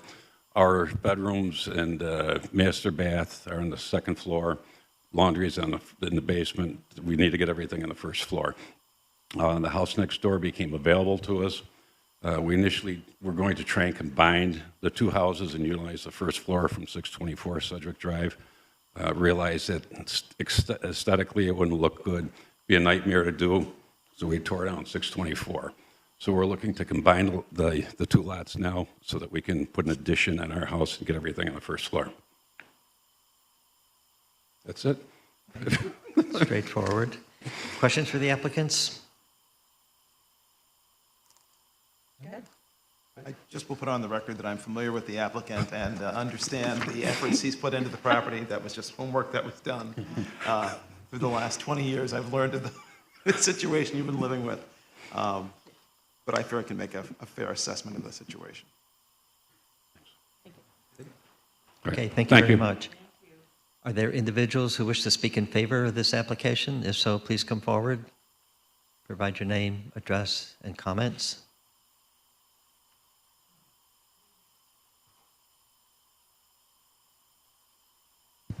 My name is John Sarando. I live at 111 Sheck Ave, and I'm an attorney, but I'm not here as an attorney. I'm here as the neighbors for the Sharoons, and our property abuts 618, 624, and 628. And what they have done in removing 624 has been to rid the neighborhood of an eyesore, and their expansion, I think, would make the neighborhood a lot better, and we would keep them in the neighborhood so they wouldn't move outside the city, and I think it's a reasonable effort. If you have any questions, I'd be glad to answer them. Thank you very much. Thank you. Thank you. Are there other individuals who wish to speak in favor of this application? If so, please come forward. Is there anyone who wishes to speak in opposition to the application? Please come to the podium. We have no additional speakers. We will close public comment on this application. I turn to staff to ask if there's any additional pertinent information the board should be aware of before taking action. Not for me. No. Okay, thank you. In that case, we will turn to our Assistant Corporation Counsel to facilitate our seeker review. Has everyone had a chance to review the short EAF Part 1 contained in your packet? Yes. Are you all familiar with the questions of the short EAF Part 2 prepared by staff and also contained in your packet? Yes. Does anyone believe this project will have any moderate to large impacts under seeker? No. No. Okay. Because you do not, I'm always hoping someday someone, I try to deviate the script a little bit to make it interesting. Because you do not believe there will be any moderate to large impacts, I recommend you vote to issue a negative declaration under seeker and complete the EAF Part 3 accordingly. Thank you. Someday, perhaps. Not this one. Not tonight. Not tonight. Not tonight. Under any circumstance. Is there such a seeker motion for this proposed re-subdivision? I move finding of a negative seeker declaration. Thank you. Second. Discussion on the seeker motion before us. All in favor, please indicate by saying aye. Aye. Aye. Those opposed, say nay. Any abstentions? That is approved, R-24-41. And we go back to our agenda. Approved seeker, but we still Approved have to make seeker, our, not the make our resub. motion. Thank you, thank you, thank Didn't we you. just do it? Indeed. We just did it. Approved seeker, but we didn't approve the re-subdivision. We just did. Oh, right. Oh, I thought you were saying to do seeker again. I'm like, We are. This is just how we are tonight. not again. Now that we've completed our seeker review for R-2441, is there a motion for action on the actual re-subdivision? Move approval of the re-subdivision for the reasons stated on the record. Thank you. Second. Thank you. Discussion on this motion. All in favor of the motion, please indicate by saying aye. Aye. Aye. Those opposed, say nay. Any abstentions? Now, the re-subdivision, R-2441, is approved. And we will return to other items on our agenda. All right, we're going to jump back to page 133 now in the agenda packet.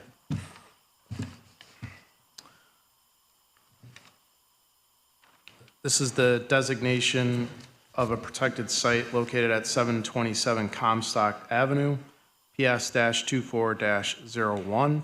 The owner is Syracuse University, and the applicant is the Syracuse Landmark Preservation Board. Please, yeah. Okay, just before we get started with the application, we just want to clarify the process for everybody. You don't do these very often. So this process was originated as a result of a demolition application submitted by SU for the house shown on the screen at 727 Comstock. And that process requires, I'm going to actually cite the code section. The demolition process requires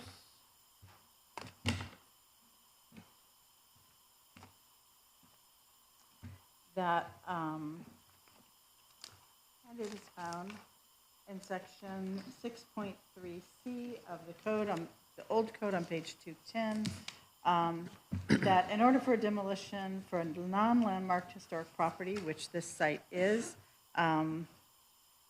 the board has to go through a certain process. And just to make you understand how this fits in with a non-landmark property and why did they even have to go to the SLPB, this property is on a list that was prepared by SHPO of eligible properties in the city of Syracuse. That's the import. There's nothing beyond that. It's on the list. So the process is briefly that in the code that the board, the SLPB, must first make an initial determination, and in that determination, they deem whether the site is eligible or ineligible for local designation.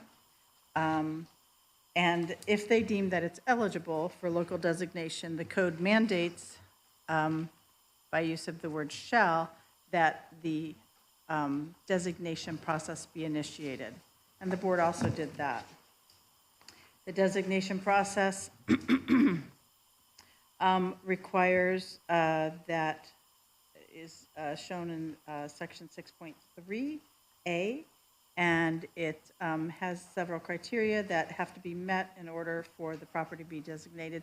But most importantly, the designation is first heard by the SLPB. It is then heard by the Planning Commission, both bodies making a recommendation. Ultimately, the decision is made by the Common Council. That's reflected in Table 5.1. So regardless of the decision tonight, this matter does go to the Common Council for a final vote and decision. After that, the process is not over. Well, if the site is not designated by council, then the applicant that decision will be telegraphed and the applicant is free to get their demolition permit. If it is designated, the applicant then has to apply for demolition through the certificate of appropriateness process. And that process, again, has an appeal process built into it should they not get the decision they wish. And I think that's a good summary of this extraordinary application. Extraordinary in the sense that you don't hear them very often. You don't get them often. Right. Okay. With that, please begin your presentation. I will begin, thank you. And Mayor provided some of the background information, so I can jump more into the heart of the presentation. Good evening, my name is Kate Auetter. I am the preservation planner for the city of Syracuse. Tonight, I'm also the secretary and staff to the Landmark Preservation Board, or LPB. I'm here tonight to present the petition of the LPB to designate the property at 727 Comstock Avenue as a protected site. So 727 Comstock Avenue is included on the city's historic properties list because the State Historic Preservation Office identified the property as eligible for the National Register back in 2021. Syracuse University submitted in May demolition of a non-landmarked historic property application along with supporting documentation to the LPB. The members of the LPB were also invited to conduct site visits to the property, which they did on May 22nd and May 28th of this year. At its May 30th meeting, the LPB reviewed the demolition application and heard testimony from representatives of Syracuse University. Based on the information provided and site visits, the board did, as Mira indicated, they applied the criteria and they did determine that there was sufficient information to move this property into the designation process. So on June 20th, the LPB held a public hearing to consider whether 727 Comstock Avenue should be recommended for designation. 2 members of the public spoke in favor of the designation. The property owner, Syracuse University, spoke against the designation in opposition to the designation. The LPB also had received 1 letter in opposition to the designation and 18 in support of the designation. I'd like to note that between the initial May 30th meeting and the June 20th public hearing, significant information was uncovered by the public about the property, including the name of the architects that designed the house. This shows the value of this process and the public process in particular. So following public comment, the LPB deliberated over the history and historic integrity of 727 Comstock as presented in the draft protected site application, as well as the testimony received, both oral and written, and submitted prior to and at the time of the public hearing. So according to rezone, the SLPB may recommend designation of a property if it is found to possess one or more of the following characteristics or criteria. And these include criterion 1, which is associate, and I'm paraphrasing here. Criterion 1, association with persons or events of historic significance to the city, region, state, or nation. Criterion 2, that the property illustrates the historic growth and development of the city, region, state, or nation. Criterion 3, that the property embodies distinctive characteristics of a type, period, or method of construction, or represents the work of a master. Criterion 4, and this would be in case of interiors, that an interior of the property embodies distinctive characteristics of architectural scale, form, and visual homogeneity. There's an additional criteria that is in regard to groups of properties or districts, which is not being considered at this time. So in the case of 727 Comstock Avenue, and based on all the materials and evidence that was presented, as noted above, the LPB determined that 727 meets 3 of the eligibility criteria, and those include criterion 1, association with persons or events of historic significance to the city, criterion 2, that it's illustrative of the historic growth and development of the city, and criterion 3, for embodying distinctive characteristics of a type, period, or method of construction and representing the work of the master. So now I'm going to go describe some of the history and context and how the board determined that they met these criteria. This is a summary of the history. A more complete history is located in the protected site application. So I'm going to jump to criterion 2, which is the illustrating the historic growth and development of the city. So in the late 1800s and early 1900s, the city saw the rapid expansion of neighborhoods located east and west, or east of downtown. This growth was made possible in part by the advent of extensive streetcar network that allowed people to move away from their downtown workplaces. Starting in 1870s, affluent members of the professional classes began purchasing and building homes on the city's east side.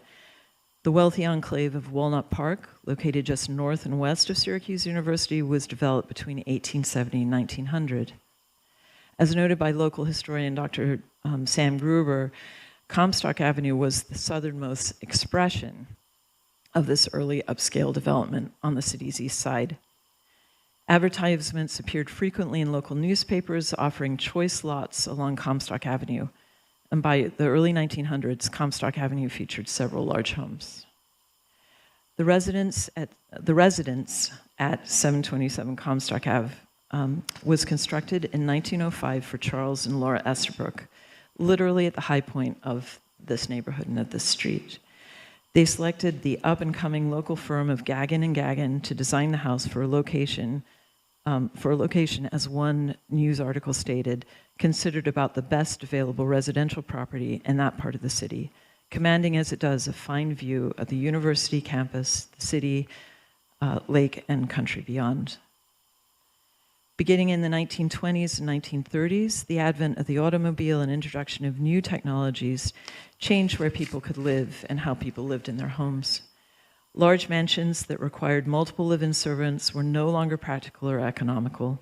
As people began to leave the city for the suburbs and exurbs, the city's mansion rows, such as along James Street and West Onondaga Street, declined and transformed from single-family homes to multifamily or were demolished. The University Hill neighborhood was also in transition during this period.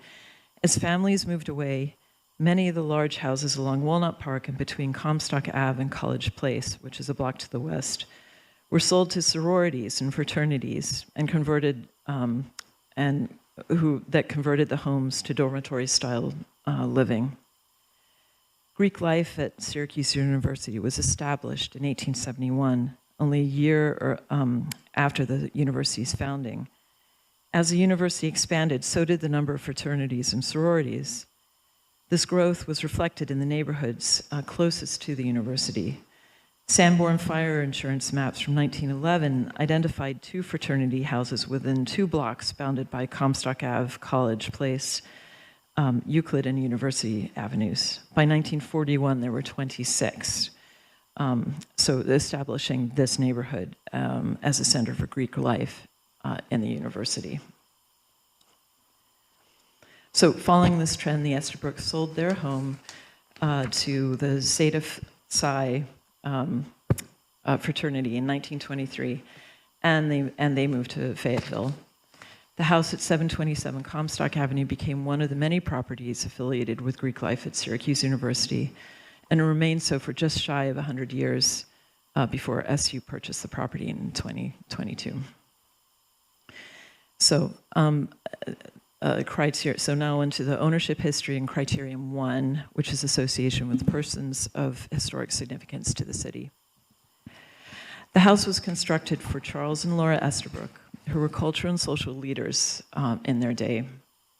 Charles Scott Estabrook was born on June 23rd in 1879 in Binghamton. He graduated from Cornell University in 1900 with a law degree and was admitted to the New York State Bar within a year. After graduation, Estabrook established a private law practice in Syracuse. In 1904, he went in partnership with his brother, William Estabrook, operating the firm of Estabrook and Estabrook. The firm continued to grow as they took on new partners. The law firm Hancock and Estabrook continues to bear the Estabrook name and maintain a headquarters in downtown Syracuse today. In addition to his busy law practice, Mr. Estabrook was equally active in the community, associated with a number of different boards, including the Board of Counselors of the Syracuse Home Association, the Board of Directors of Syracuse Trust Company and its successor, the Marine Midland Trust Company. He was the vice president of the board of the Post Standard Company and was a trustee of Oakwood Cemetery. He also served as on the board of the University Hospital of the Good Shepherd and was on the board of the Syracuse Foundation. In September 1905, Estabrook married Laura Curry, who's the daughter of Henry and Harriet Curry of Pittsburgh. Laura's father was a steel magnate in Pittsburgh and was associated with Andrew Carnegie. So she brought some money to the to the marriage. Like many women of her time in social class, Laura Curry Estabrook was active in the social and charitable activities of the city. She was one of the founding members of a number of charitable organizations such as the Rummage Shop, the Girl Scouts, the Visiting Nurse Association, and Community Chest. She was a member of the auxiliary of the University Hospital of the Good Shepherd for over 50 years and served on its board of directors for about 25 years. The Estabrooks' first and only home in Syracuse was the residence built at 727 Comstock Avenue. In July of 1905, the Syracuse Herald announced that Charles Estabrook had purchased a lot from James M. Gilbert on Comstock Avenue to build a fine colonial home for himself and his new wife. The family lived in this home for 18 years, and during this time, they brought up 4 of their children. In 1923, the Estabrooks sold the home on Comstock Avenue to the fraternity, Zeta Psi fraternity, and relocated to a new home in Fayetteville. This began the next chapter in the history of the property.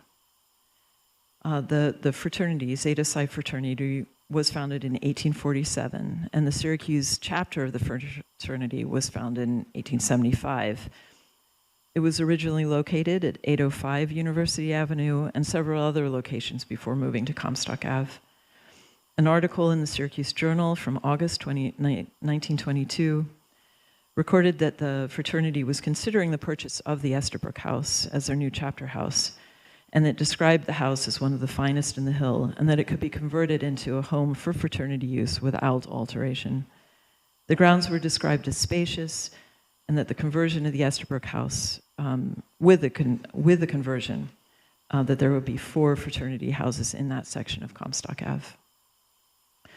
Although the fraternity went through periods when it was inactive at the university, once it acquired 727 Comstock Ave, it maintained its ownership for nearly a century. After the national chapter closed the fraternity in the spring of 2007, it continued to lease the property to other Greek organizations until it was purchased by Syracuse University in October of 2022.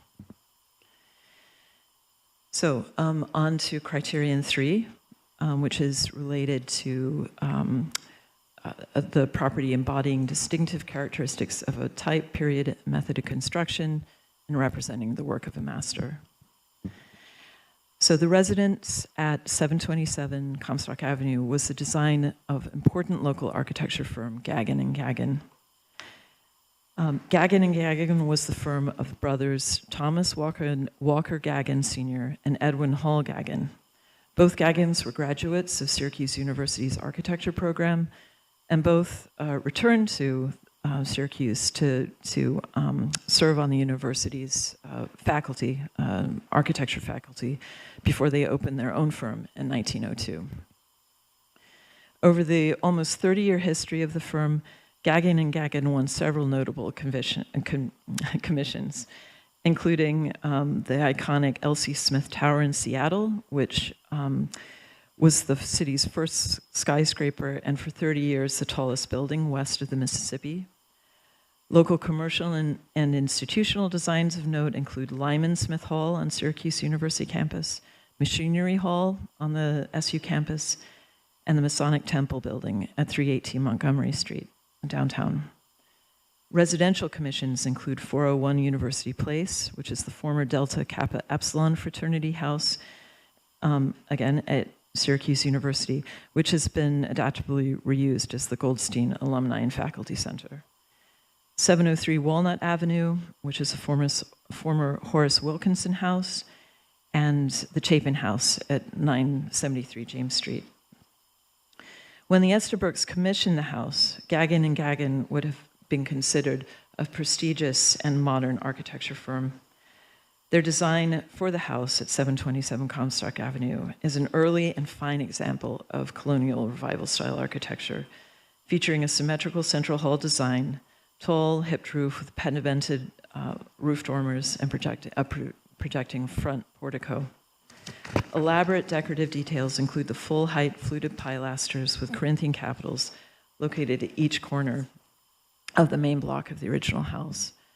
Carved modillions under the projecting eaves of the main roof and porches and side bay window, and the highly detailed pedimented front entrance. The newspapers took note of the construction and heralded it as one of the most important of that year. A July 1905 Syracuse Herald article announced the new construction, noting that the house will be pure colonial in style, 3 stories high, a frame surmounting a white granite foundation. In September 1905, the Post-Standard noted that a striking feature of the exterior of the house is the large number of dormer windows. These windows were built at a mill and set in place in one piece. As noted by Dr. Gruber, the house exemplifies the highest standards of domestic architecture at the time. In its location, architecture, and architectural detailing, it was designed by a young and by the young and wealthy Estabrooks to be seen and to be admired. So those were the three criteria that the board found that the property fell under or were associated with. Another important aspect of the analysis is the integrity analysis. So according to rezone, in addition to meeting at least one of the eligibility criteria, the property must also retain historic integrity or the ability to convey its significance. Note that condition and historic integrity are different assessments. Condition is the physical state of materials of a building or a site. The condition of a property may be very poor due to lack of maintenance, age, weathering, but the property can still retain a significant level of historic integrity while having the condition being not so good. So historic integrity is a property's ability to convey its significance, and it does this through its location, design, workmanship, materials, setting, feeling, and/or association. It is the combination of these elements that adds up to a property's historic integrity. So could you move to the next slide, please? Okay. So the first is location. The property retains a high degree of integrity of location, as the house has not been moved and remains in its original location. Design. The house retains a high degree of design integrity.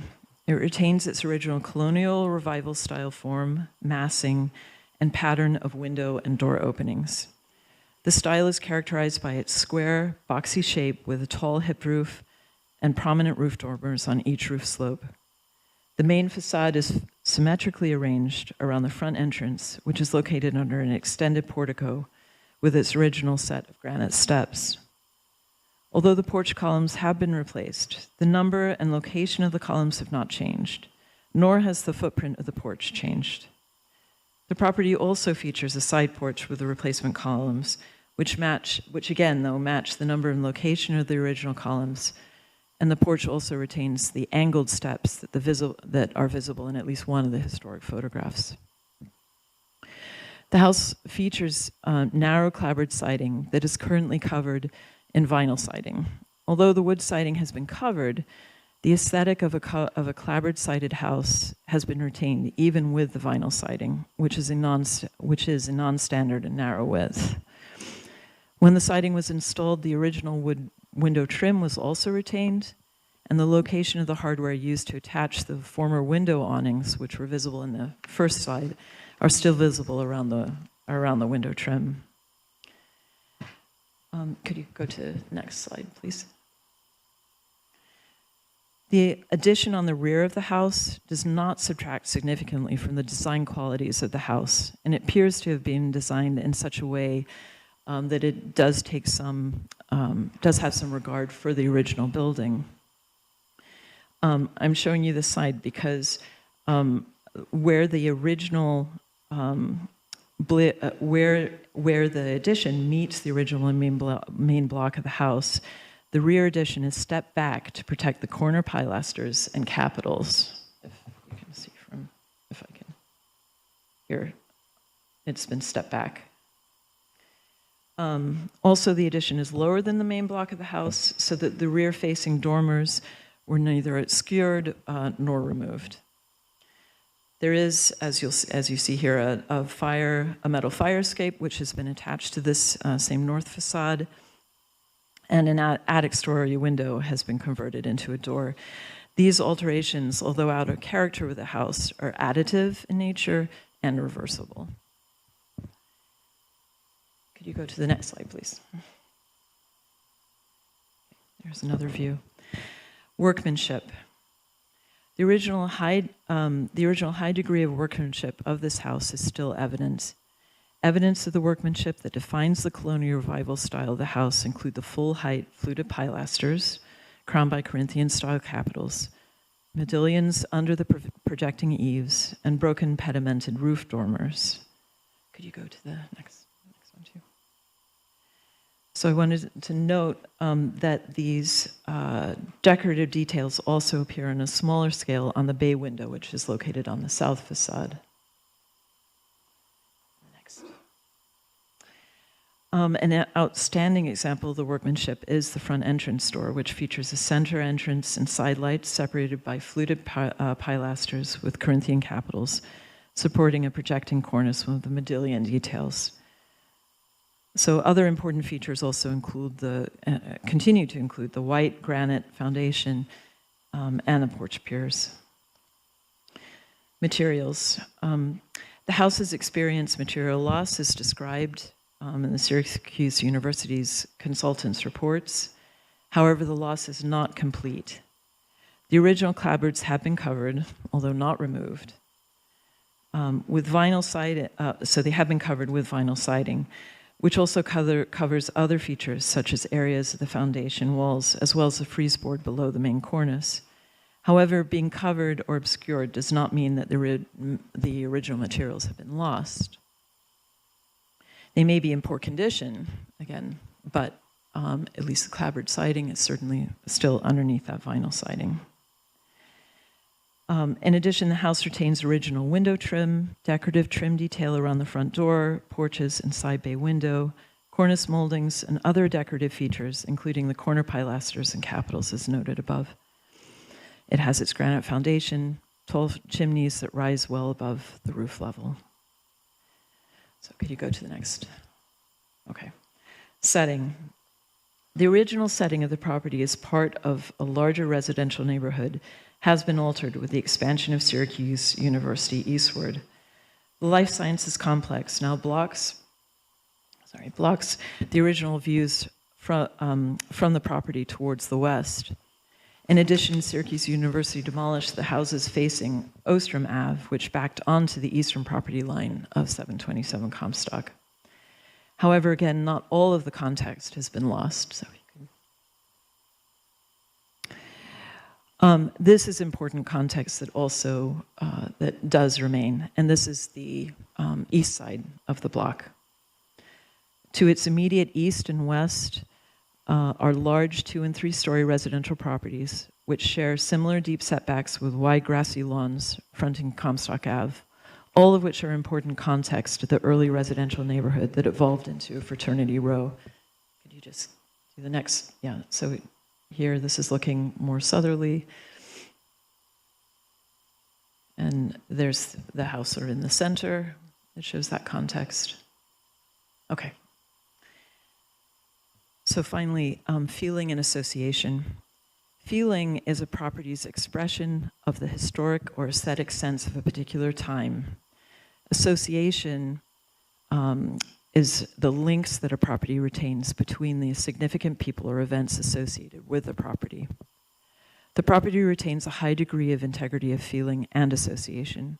It's not in perfect condition, but if the Estabrooks or the fraternity members that they sold it to, the building to, returned, they would recognize this property as their own. The property is unmistakably an early 20th century architect design colonial revival style mansion built for a prominent Syracuse family. Its later conversion to a fraternity and its association with student Greek life at Syracuse University reflects the continuation and evolution of its history.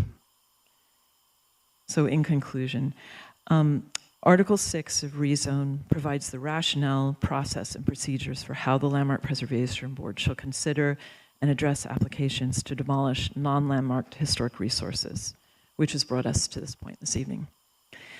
The LPB has followed the procedures to the letter. In making its determination to recommend 727 Comstock Avenue, board members reviewed all the materials submitted carefully and thoroughly. Members did their due diligence by visiting the property, and based on all the documentation, testimony, and their on-site observations, the board determined that 727 Comstock meets 3 of the criteria, as noted, and that it retains sufficient integrity of location, design, workmanship, materials, setting, feeling, and association to convey this historic significance. On behalf of the SLPB, I urge the Planning Commission to concur with the SLPB's determination that this building is eligible as a local protected site, and that you send that positive recommendation on to the Common Council. Thank you.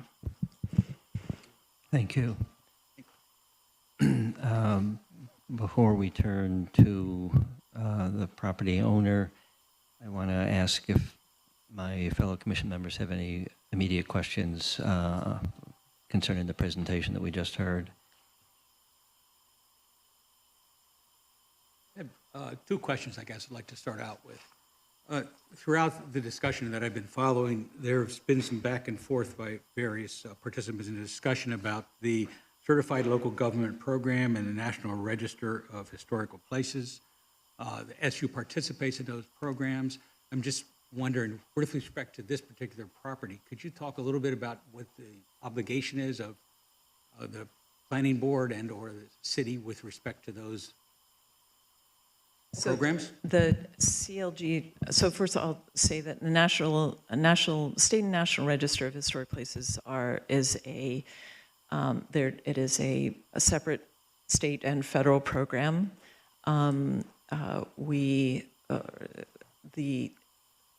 That is separate from this local designation process. Yeah. We are, the City of Syracuse is a certified local government, or we do participate in the certified local government program, which is a federal program that provides localities with the ability to work with the State Historic Preservation Office on local preservation matters. To be a certified, to be a CLG, you have to show that you have an ordinance, you have a board, that you are, we get audited every, I think it's 3 or 4 years by the State Historic Preservation Office to make sure that we are complying with the state and federal requirements of the CLG program. I would say that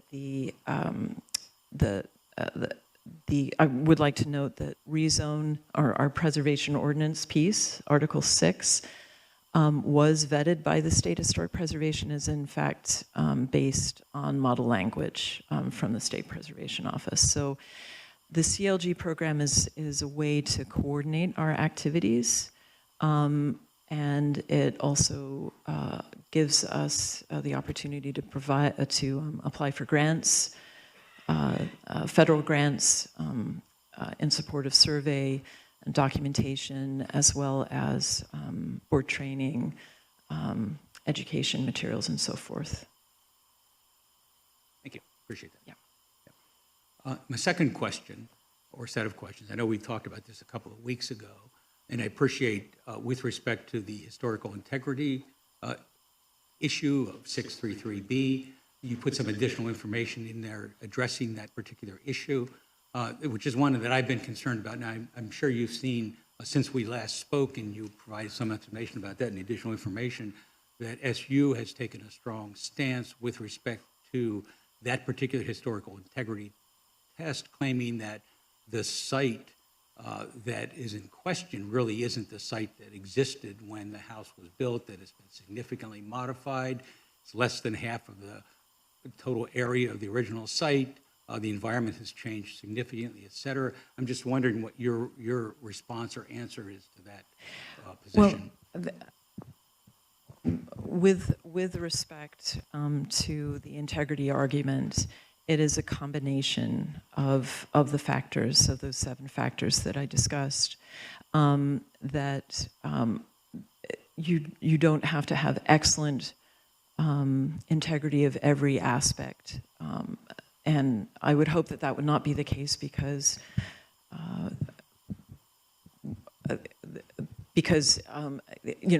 we do. It is a rare thing when you find a historic property that has been around for 100 and however many years, that changes have not taken place, changes over time, which is why the historic context is so important, that the entire context, so from a single-family home to a fraternity, changes have taken place of the property, and that it is the board's contention that the property does retain sufficient overall integrity, as I described earlier, that overall the combination of those elements allow the property still to speak as, to be able to relay its significance as a historic residential property, first at the Estabrooks and then as a fraternity house. There have been changes, certainly material as well as setting, but again, the property, it is the board's contention that the property still can communicate its historic significance through the materials, setting, location, so forth that remain. Okay, thank you. Thank you. Thanks very much. So now we have the owner will speak.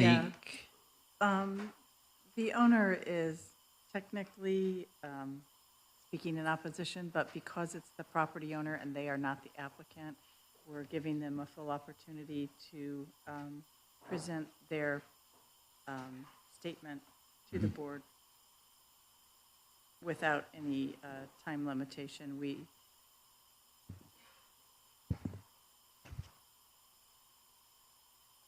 Just a moment, sir, you have a question? Not yet. There will be an opportunity. It's coming. Hello. Good evening. Chairman, Good evening. Kulak, and members of the Planning Commission. May we just ask for a few moments to set up? We have some boards we'd like to put out on display and some actual physical materials of the structure's deterioration. So if we could just have a few moments. Thank you.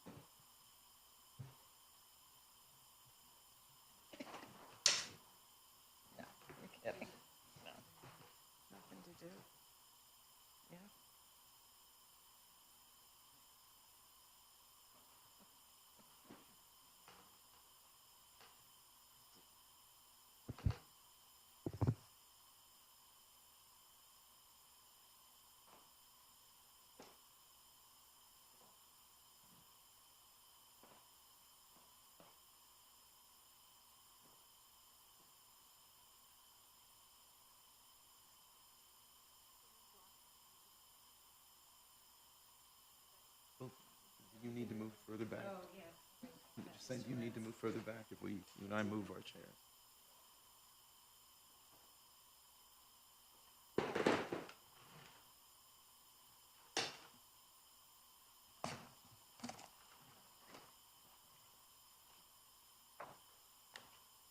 Yeah.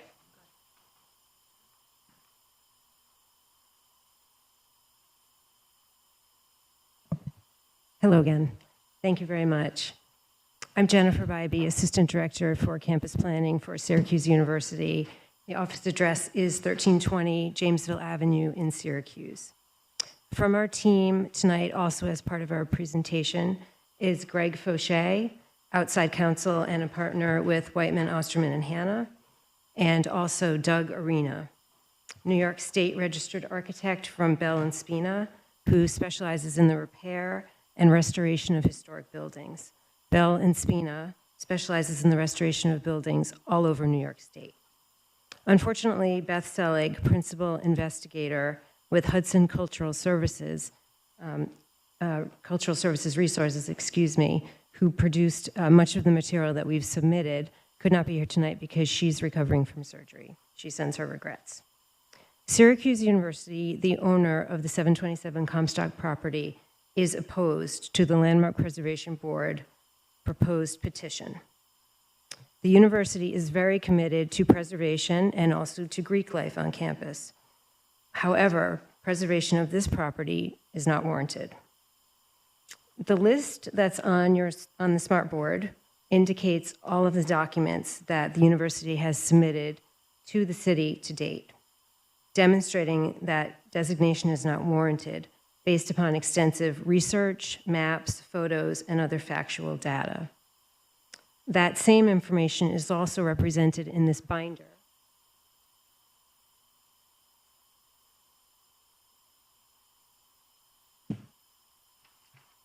Which is quite voluminous, which we submitted as well for your review, and we do appreciate your review. May I have the next slide, please? Thank you.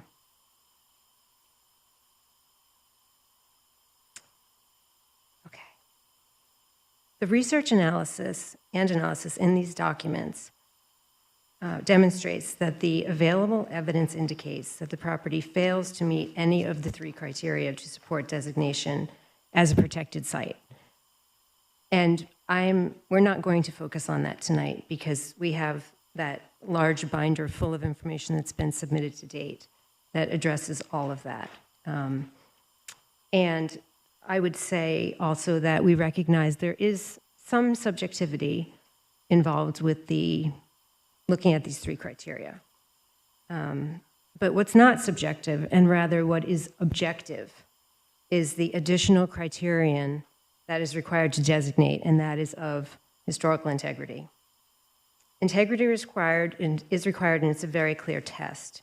It's not answered based on impressions or nostalgia or casual interpretation of that test or misguided notions.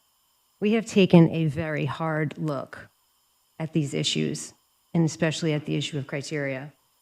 And that's what we'll be focusing tonight on, and which we think is just indisputable, that the building does not have sufficient historical integrity to be worthy of designation. And I'm now going to turn the presentation to Greg Fauché, who's going to talk about that criterion.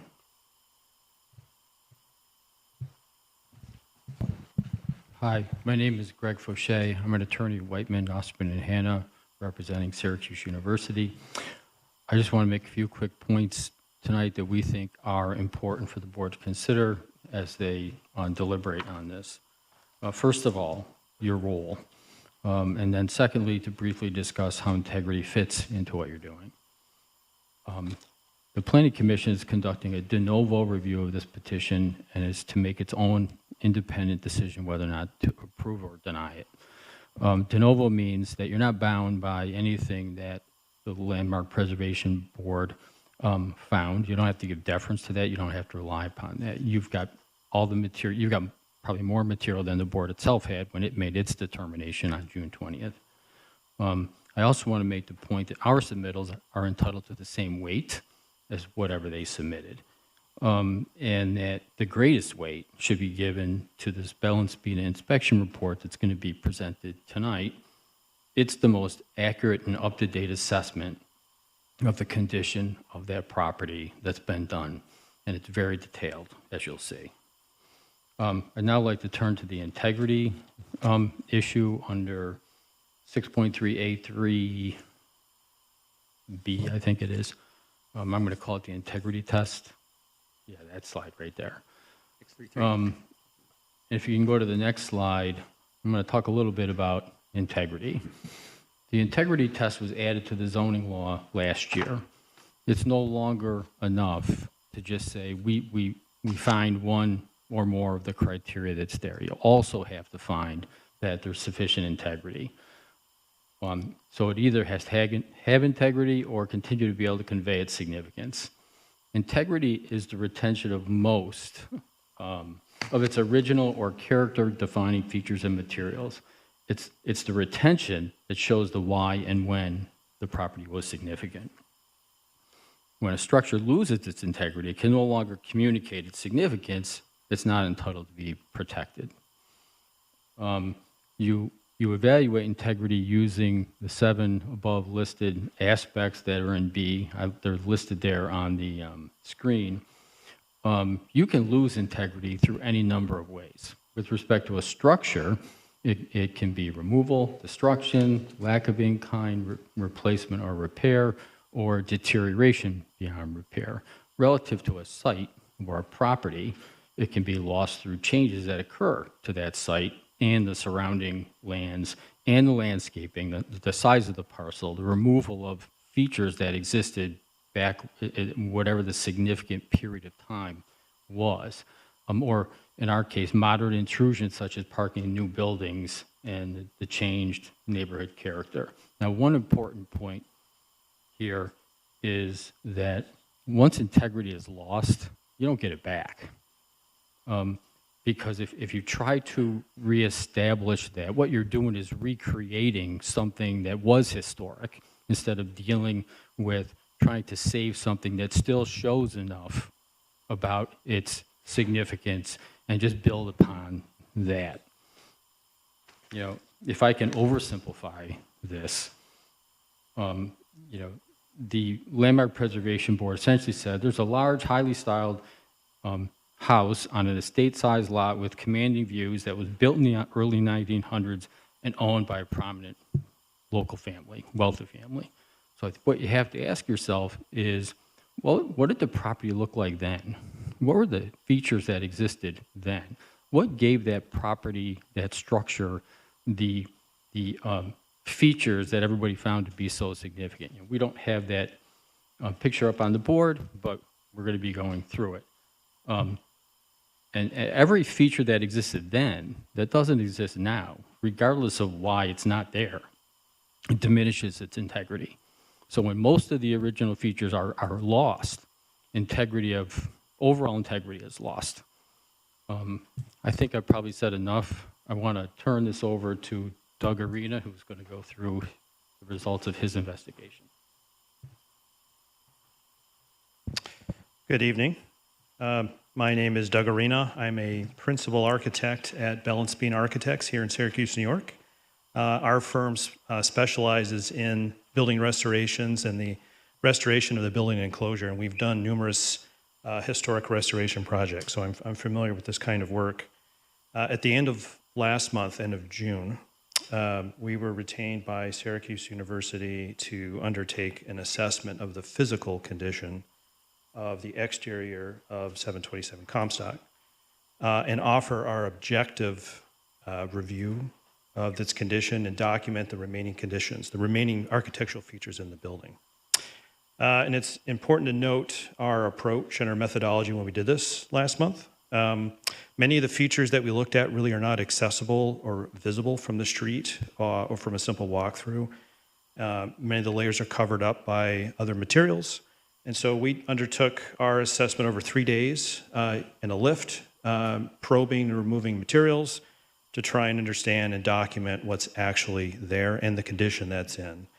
And really we focused on two major defining features of the building.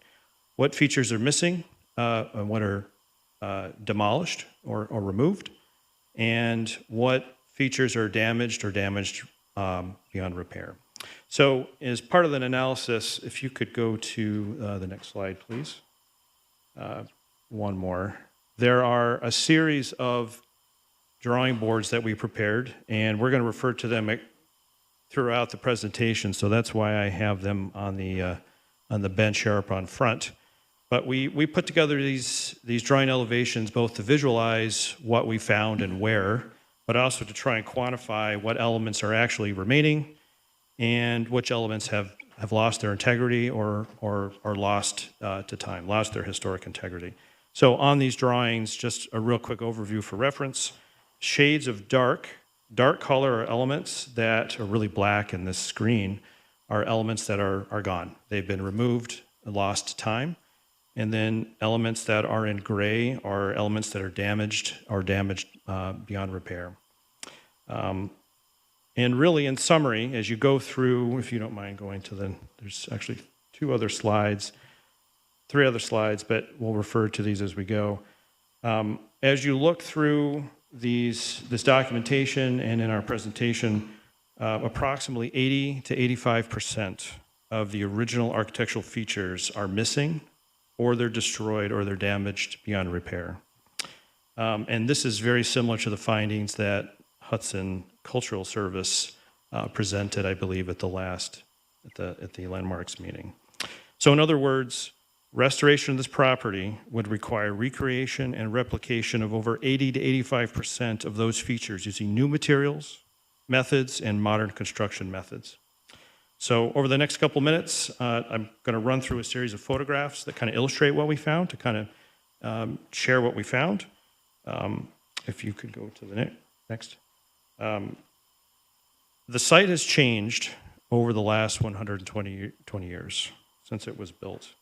The property in the neighborhood is significantly different, has a different setting from when the Estabrooks first built the residence. So as mentioned earlier, the property has been subdivided, reducing the lot size from 1.5 acres, which in these images is the red outline historically from the sandboard maps, to what it is today is the yellow dashed line, ½ acre. In the 1960s, a brick residential building was built to the north. In 1981, a 2,800 square foot addition was built on the back of the original building. Landscaping and vegetation have been removed throughout the site and replaced with asphalt driveways and pavements. When originally built in 1910, the house fronted on both Comstock and Ostrom, but it's been cut off from Ostrom after it was subdivided. And the neighborhood no longer reflects the early 20th century setting of design. It's no longer only residential. It's a mix of older buildings with modern construction located on subdivided lots. And I think it's also been emphasized this evening, the major view sheds to the west, to Onondaga Lake and to the county, overlooking Syracuse, and the original Syracuse University buildings have been lost and changed and blocked by modern buildings. This is really only visible from Comstock Avenue. And lastly, it can't be overlooked that the house was sold in the 1920s to a fraternal organization and has been used as a fraternity since. And in the recent decades, has suffered significant neglect and irreversible and inappropriate repairs to the interior and the exterior. Next slide, please. In its heyday, it appears that it was probably a very beautiful 3-story building. Next slide, please.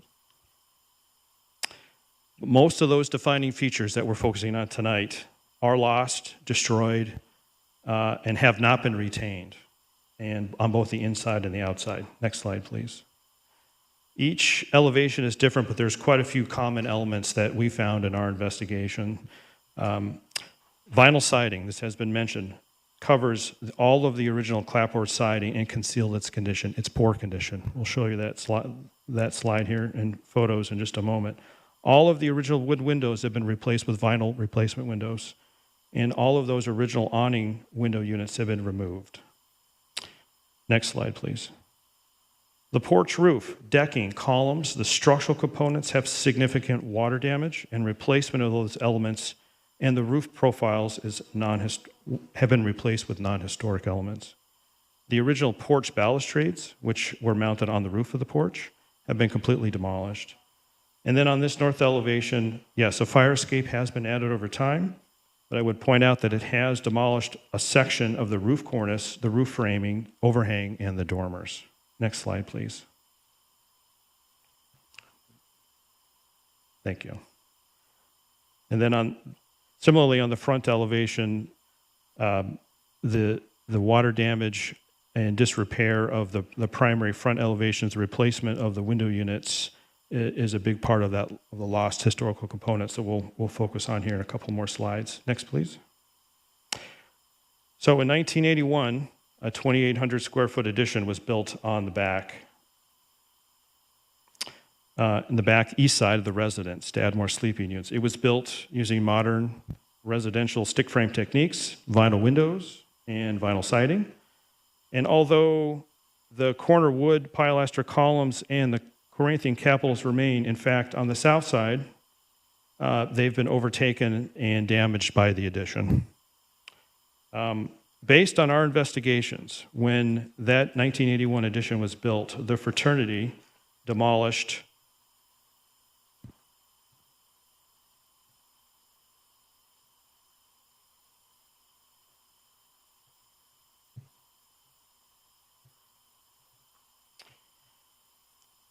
When it was built in 1981, the fraternity demolished an original rear sleeping porch and a second floor sleeping room that was original to the original house. When they built it, about 50% of the entire exterior wall and the siding has been demolished. 6 original window units were completely removed and their openings. The roof line and the framing into the original house eliminated the original cornice, brackets, dentils, and trim pieces. And really one important feature of the residence was that the central monumental staircase, the central staircase to the original house that had built-in architectural features and benches and 3 window units at the first floor landing has been completely removed. All that's left is the interior landing, but the features facing outwards have been removed. That was destroyed in 1981. So architecturally, thanks, Greg. The addition lacks the use of historically appropriate materials, profiles, buildings, and proportions, and created a confusing and hazardous interior egress and exiting circulation for the building. It does not echo the architectural vocabulary, massing, or roof lines of the original house, and doesn't make any attempt to relate to it. Next slide, please. And this is just another illustration of the extent of that addition on the back of the house. Next slide, please. So at some point prior to 1981, vinyl siding was installed over all 4 sides of the house. The vinyl siding and painted aluminum paneling covers all of the original clapboard siding and it hides a fair extent of damage, drilled holes, water damage, and damage to the underlayments and the wood sheathing. So we removed sections of the vinyl siding to find severely weathered, split, damaged clapboard in areas we found there was pretty significant water damage. Syracuse University conducted lead testing and found that there is lead-containing paint, lead-based paint. This is not a surprise given the age of the building. But of significance, if you could go to the next slide, please. We found that there are hundreds of cores drilled through the siding and the sheathing that were originally installed to install insulation in the house.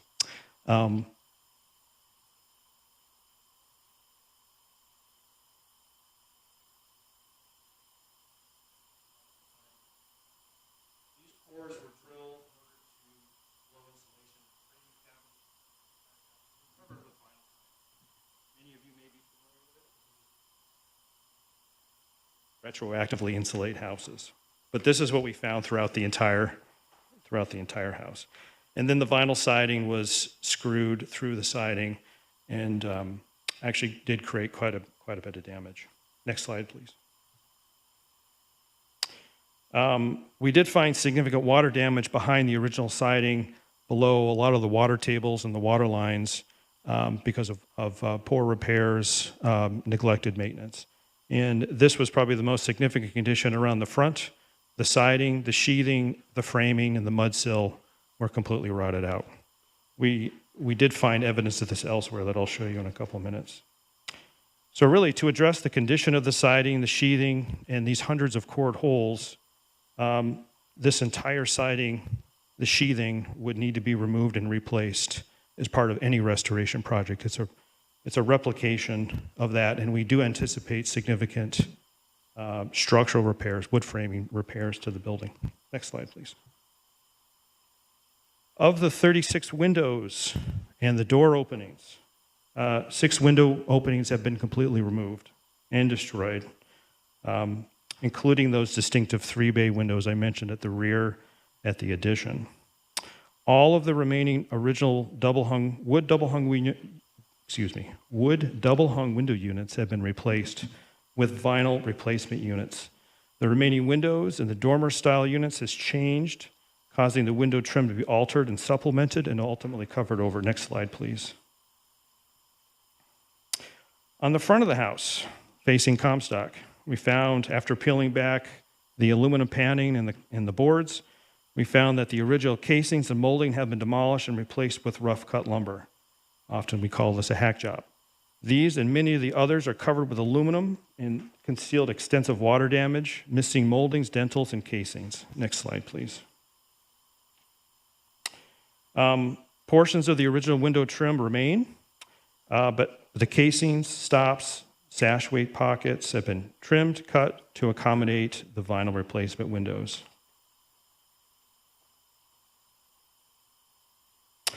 And other window units and trim on the windows have been concealed with aluminum paneling that covers many of deteriorated wood sills and window casings. And again, all of this is confirmed to be a lead-based paint. Next slide, please. On the south elevation along the eave line, we removed sections of the siding and the paneling that covered the frieze board, the brackets, the dentils, to find that over 20 feet of this entire length of the south elevation have been replaced and eliminated because of extensive water damage, and they just simply replaced it with 2x. The wood fascia board covers over prior water damage to the framing, and we do anticipate there will be extensive water damage to the roof rafters and around the dormers that have been neglected over the years. Next slide, please. And this is just partially looking to the east along that elevation. We did find that sections of the eave and the eave brackets and moldings have just simply been replaced with cut 2x4s and shaped into the bracket profiles. And we did bring in this larger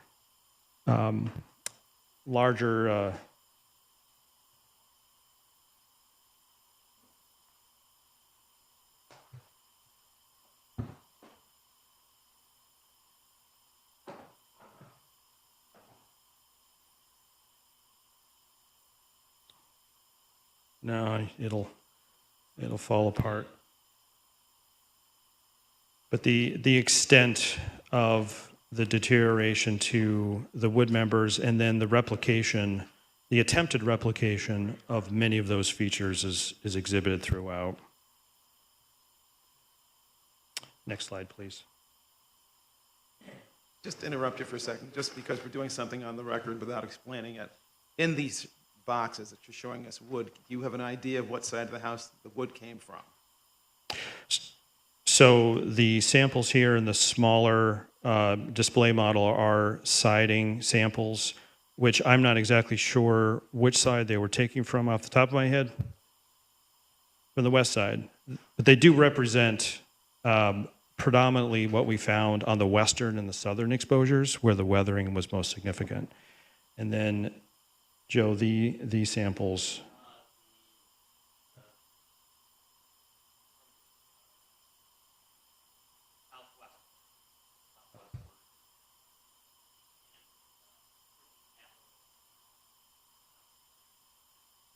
Okay. And all this was covered by vinyl. A lot of it, this was covered by vinyl.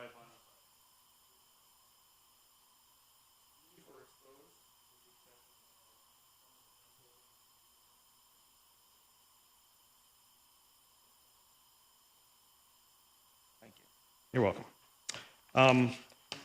We also took a look at the 12 dormers and the ornamental wood scrolls.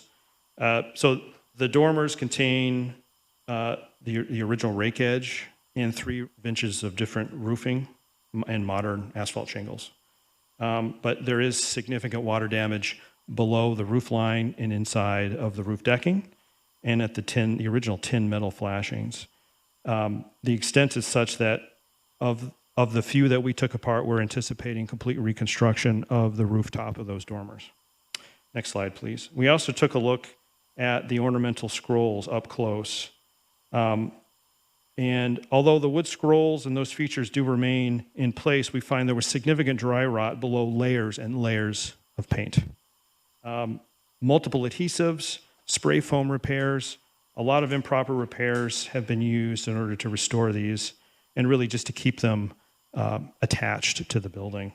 and there are birds and other critters living inside these dormers. Many of the defining features of the scrolls are missing and rotten, split, and checked. The metal flashings and scrolls cannot be retained in their condition and would need to be reconstructed. Next slide. And I'm just going to quickly run through a lot of what we found, what we also found. But as you can see from the original historic photos, the front porch, the north veranda featured many architectural elements that have been demolished. So let's start with the porch. Of the original 11 columns, the 11 porch columns, the plinths and the capitals, none of the original round columns remain. They've been replaced with a non-historic, mass-produced wood profile covering over pressure-treated wood posts. They lack the original capitals ornament and craftsmanship. Next slide. The architectural detailing along the roofline has been extensively modified to repair and paint over missing brackets and dentils. Many of the brackets are missing, and a metal paneling has been installed to conceal extensive water damage. Next slide. The porch decking and framing is also not original. There were originally planter boxes. Those have been replaced with a painted steel railing. Next slide. And this is an example of really the reconstructed porch framing with all new and modern materials. Next slide. Again, on the Comstock Ave facing elevation, the extent of water damage is pretty extensive. The reconstruction of the roof framing is quite extensive. All that is left originally on the front porch are the remnants of the dentils, and the brackets. The remainder of it has been replaced. Next slide, please. Again, similarly, the porches have been reframed. Next slide. I just wanted to quickly point out that originally from the photographs, there was what was called a widow's walk on the upper roof, which contained a balcony that has been completely removed and demolished and replaced with a modern EPDM roof. Next slide. We do know that there were awnings over the windows, and those have been completely removed. All that's left are the remnants of the anchors. Next slide.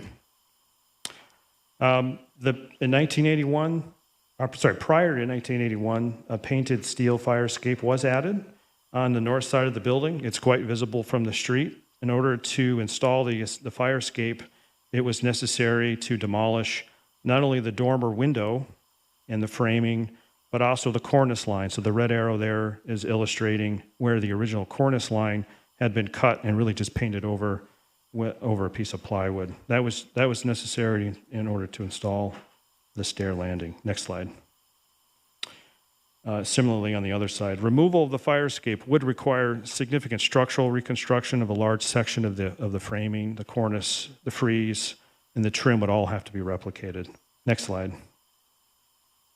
And as I mentioned, the deck has also been completely replaced and the railing. Next slide. And really lastly, the original doors and the glass side lights throughout the house are not original. They have been replaced with modern doors, and the window openings have been damaged over the years from these alterations. Really all that is left is the original pediment and moldings around the door openings. Next slide. And really lastly, I wanted to point out the Corinthian capitals that are prominent on the facade.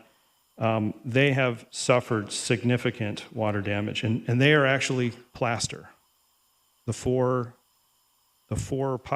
engaged pilasters on the outside of the building are plaster cast.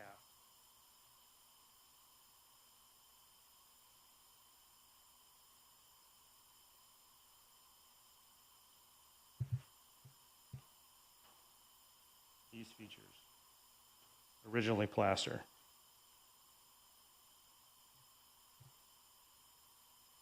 And they have suffered significant water damage. There have been previous multiple attempts to repair them, multiple layers of paint. They would not survive a restoration. They would need to be completely recast and replaced. Next slide. Oh, I'm sorry. Here we are.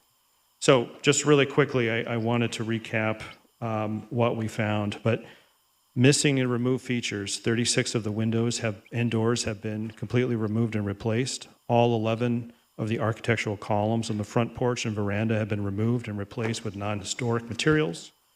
A third of the original wood cornice trim and molding on the south facade has been removed because of water damage. Approximately half of the siding on the east facade was removed in the 1981 addition, and the rear second port sleeping room bump out has been demolished. And then those beyond repair, we talked about the wood clapboard siding, the sheathing, those would, in the addition of the 700 cores for insulation, those have been damaged beyond reuse. Based on the lead testing, the majority of the wood surfaces contain lead-based paint. And the original plaster Corinthian columns are water damaged, encapsulated in multiple layers of paint. And really, I would be remiss if I didn't also mention as an architect that the building, so it's not currently occupied, and it cannot be legally used without significant improvement. There will be necessary for multiple framing repairs of compromised structural framing where the plumbing, the heating, the hydronic work has really negatively, adversely affect the framing.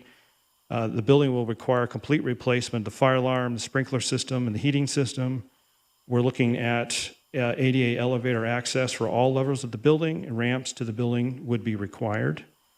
Of course, lead and asbestos abatement would be necessary for the building. And based off of this, and the order of magnitude for these life safety improvements, structural upgrades, restoration has been estimated collectively that this type of project would approach $10 million for restoration. So, really in conclusion, the house is in poor condition. Only about 10 to 15% of those original elements are still intact and suitable for a restoration project. The rest would require extensive replication and replacement. And these features really are not candidates for salvaging. And with that really concludes thank you for your patience. That concludes our presentation of the condition.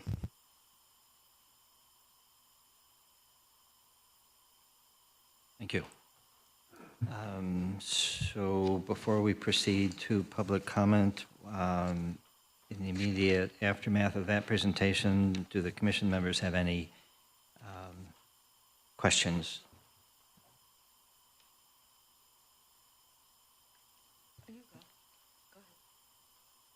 Turning to you. It's all coming to me first. I'd like to get a clarification from Greg on your view of the de novo review, which I believe our de novo review is limited to the criteria that we're discussing tonight, not the full, i.e. condition, cost, et cetera. I think practically speaking, that would be true, yes. Okay, thanks. That was my question. I have a question regarding, I've been very interested in the historical integrity test, as you can tell from my previous question for the Secretary of the Preservation Board. But I'm curious, your estimation that there's only 10% of the original structure that exists as far as this particular criteria goes, how do you get at that 10% figure? I mean, I understand we have a long list of things that don't look good. I've been to the site, I've visited the building, I know what it's like on the outside, I know what some of the problems are, but I don't understand that 10% figure. How do you arrive at that? So my calculation was based off of using these drawing elevations to document what was either completely removed and is no longer present, what's been severely damaged, like the siding materials, to the extent that there's water damage that would require wholesale replacement. Those were in the category of not suitable for reuse. They've lost their integrity. And so after having documented that on the facade and calculated what was left, that's how, in our it was an approximation, right? That's the number that we were finding. So really what's left over are the elements that are, in good condition. They've retained their integrity and could be restored. And what we're really just finding is that there's very limited elements. It's parts and pieces. It's parts and pieces of this house that are left. Okay, so on that particular revision, as we're talking about 633B, the characteristics that are to be considered in determining the historical integrity, there's 7 of them, and so the structure of the building is only 1. Most of your comments seem to refer to, by and large, the structure of the building, not the other 6 characteristics that are taken into consideration: location, design, materials, workmanship, feeling, and/or association. Yeah. Well, you may be better to speak to that, Greg, but my charge was strictly to look at the condition, the structural, the physical condition of the house. Anyone, feel free to correct me or jump in. On the location, the original building hasn't changed. However, there's been an addition constructed. The site is smaller. So you look at that and say, well, it's not really the same. So can it convey what it conveyed before? The design is clearly changed. There have been ornamental, decorative features that have been taken off that really what gave the structure, for lack of a better phrase, its pop.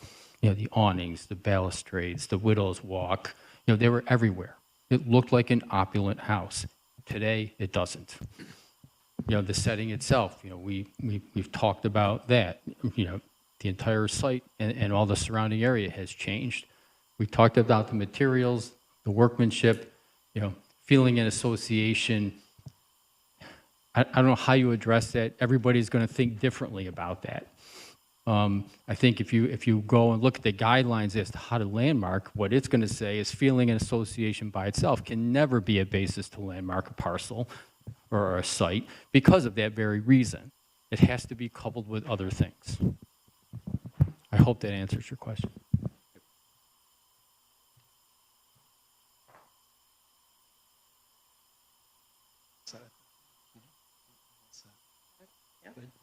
Okay. Thank you for the presentation, all the speakers. We will now turn to public comment and ask those who wish to speak in favor of the application before us to come forward to do that. Please provide your name and address for the record, speak into the microphone, and concise comments would be appreciated.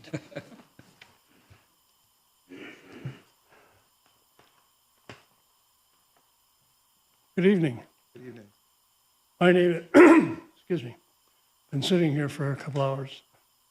My name is Jack Estabrook. I live at 309 Hillsborough Parkway in Syracuse, and got a couple of comments that I'd like to share with you.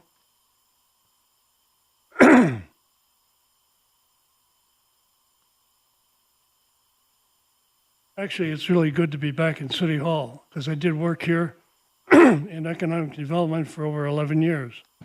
I had the privilege of working with mayors Bill Walsh, Roy Bernardi, Matt Driscoll, and my good friend Lee Alexander. Nice to see the success and pride brought to our city by our current mayor, Ben Walsh. I'm here to help the Historical Landmark Association under the leadership of Kate Allwater preserve the historical significance of the home at 727 Comstock Avenue, built in 1905 by my great uncle Charles Estabrook, who I hope is up there putting a good word in for me while I'm trying to protect and preserve his former home.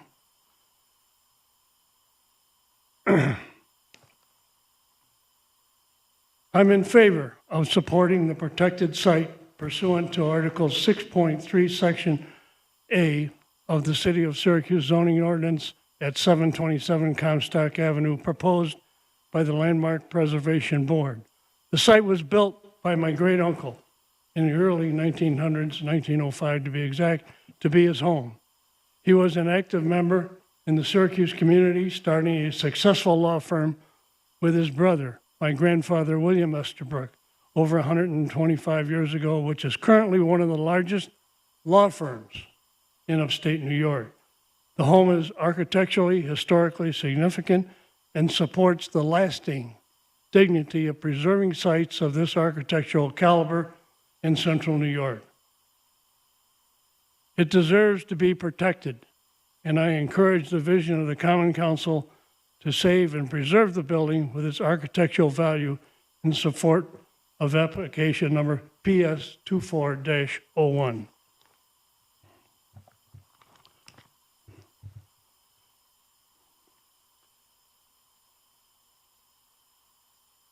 That pretty much summarizes what I had to say, and I'll conclude by saying, hopefully no shadow will be cast on our popular rose garden. Again, thank you for the privilege to talk before you. Thank you very much. Following Mr. Estabrook's example of containing his comments to 5 minutes, I would invite other speakers to follow that. Excellent.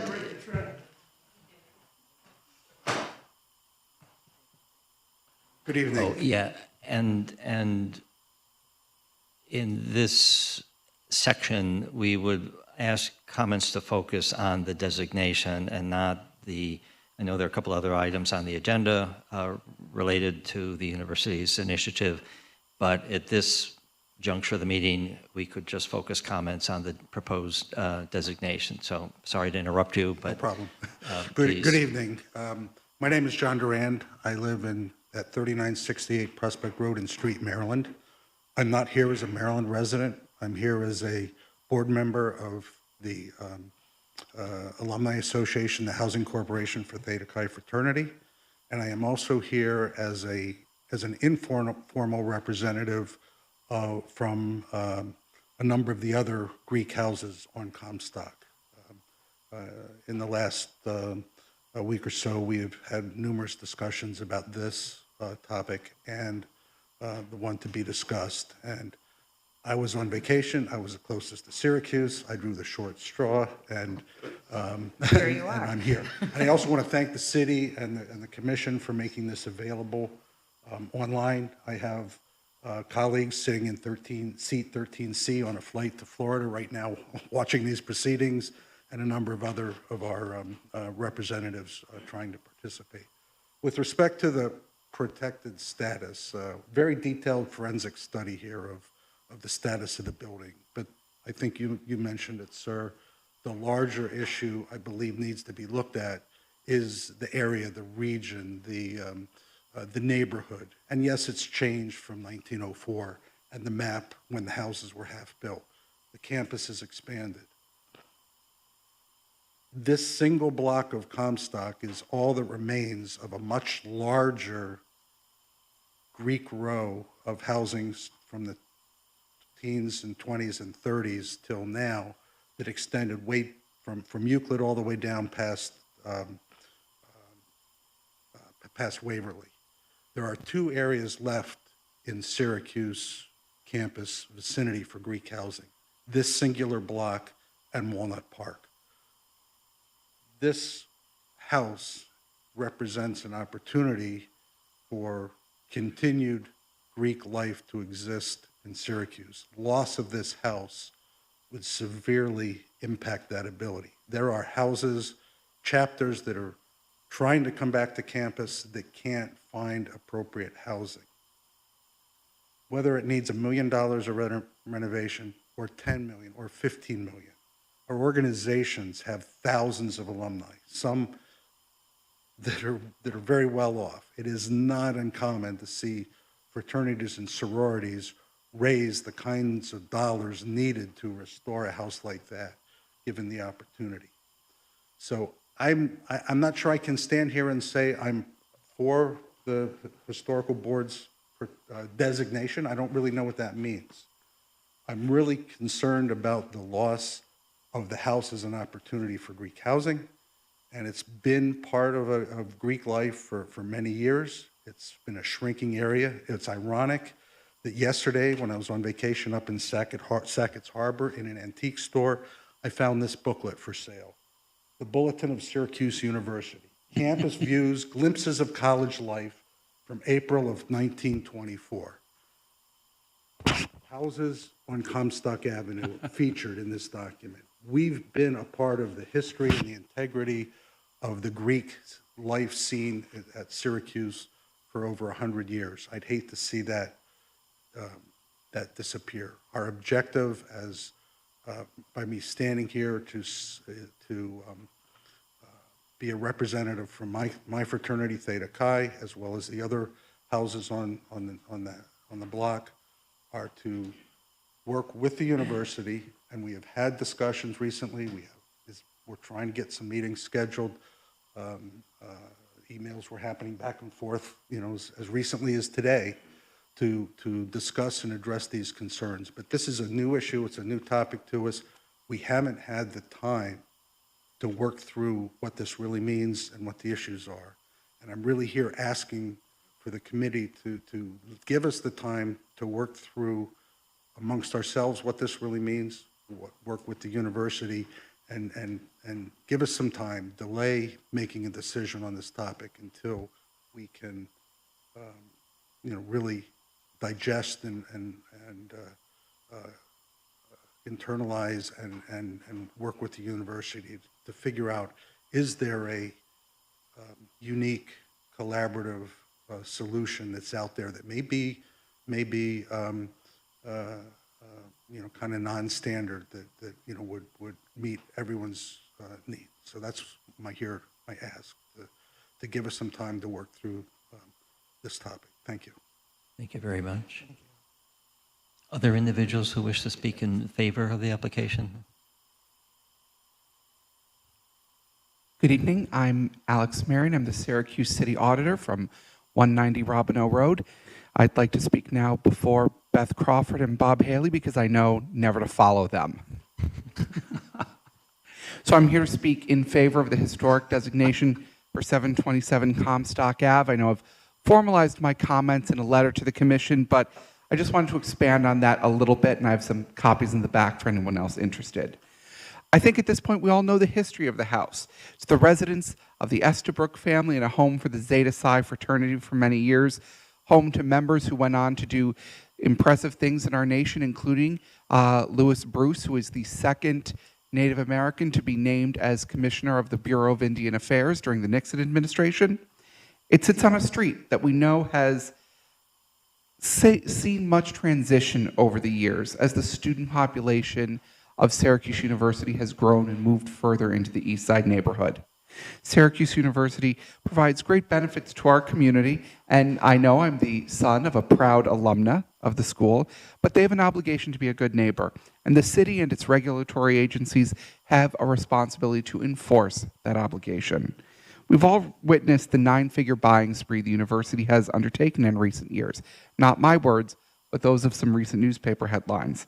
This certainly comes at a loss to the city's property tax base, but also to many of its historic properties. The university itself online maintains a database of buildings that they have acquired, many of which that have been demolished over the years, including some of the women's cottages, the Orange Publishing Company, and Chancellor Day's residence, which have met the wrecking ball, many in favor of starchitecture. Each of these buildings has a story to tell.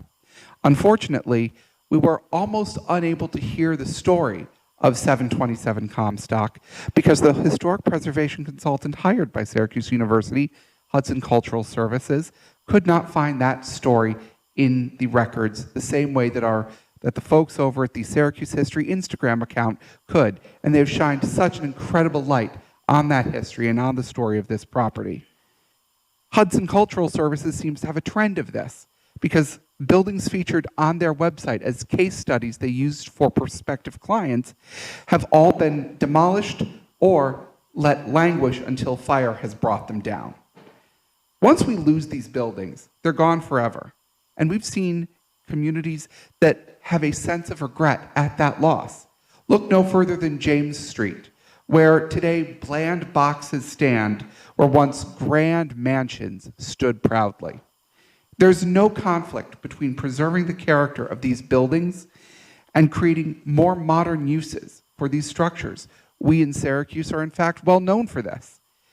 We've been able to preserve and repurpose buildings like the historic Hotel Syracuse in downtown, the Pathfinder Bank building on West Onondaga Street, or Recess Coffee on nearby Harvard Place.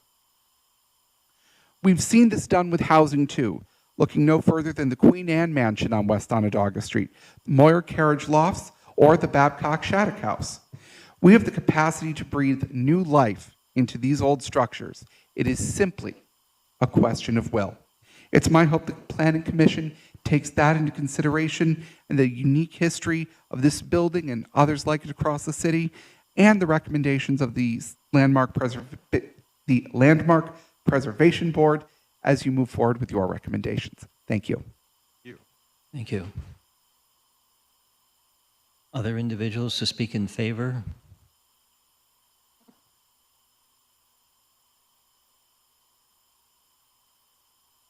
Good evening. Evening. My name is Beth Crawford. I live at 111 Rugby Road in Syracuse. I'm here today as a citizen of the city of Syracuse, a Syracuse University graduate, and a member of the Syracuse design community to urge the City Planning Commission to designate the structure at 727 Comstock Avenue as a protected site.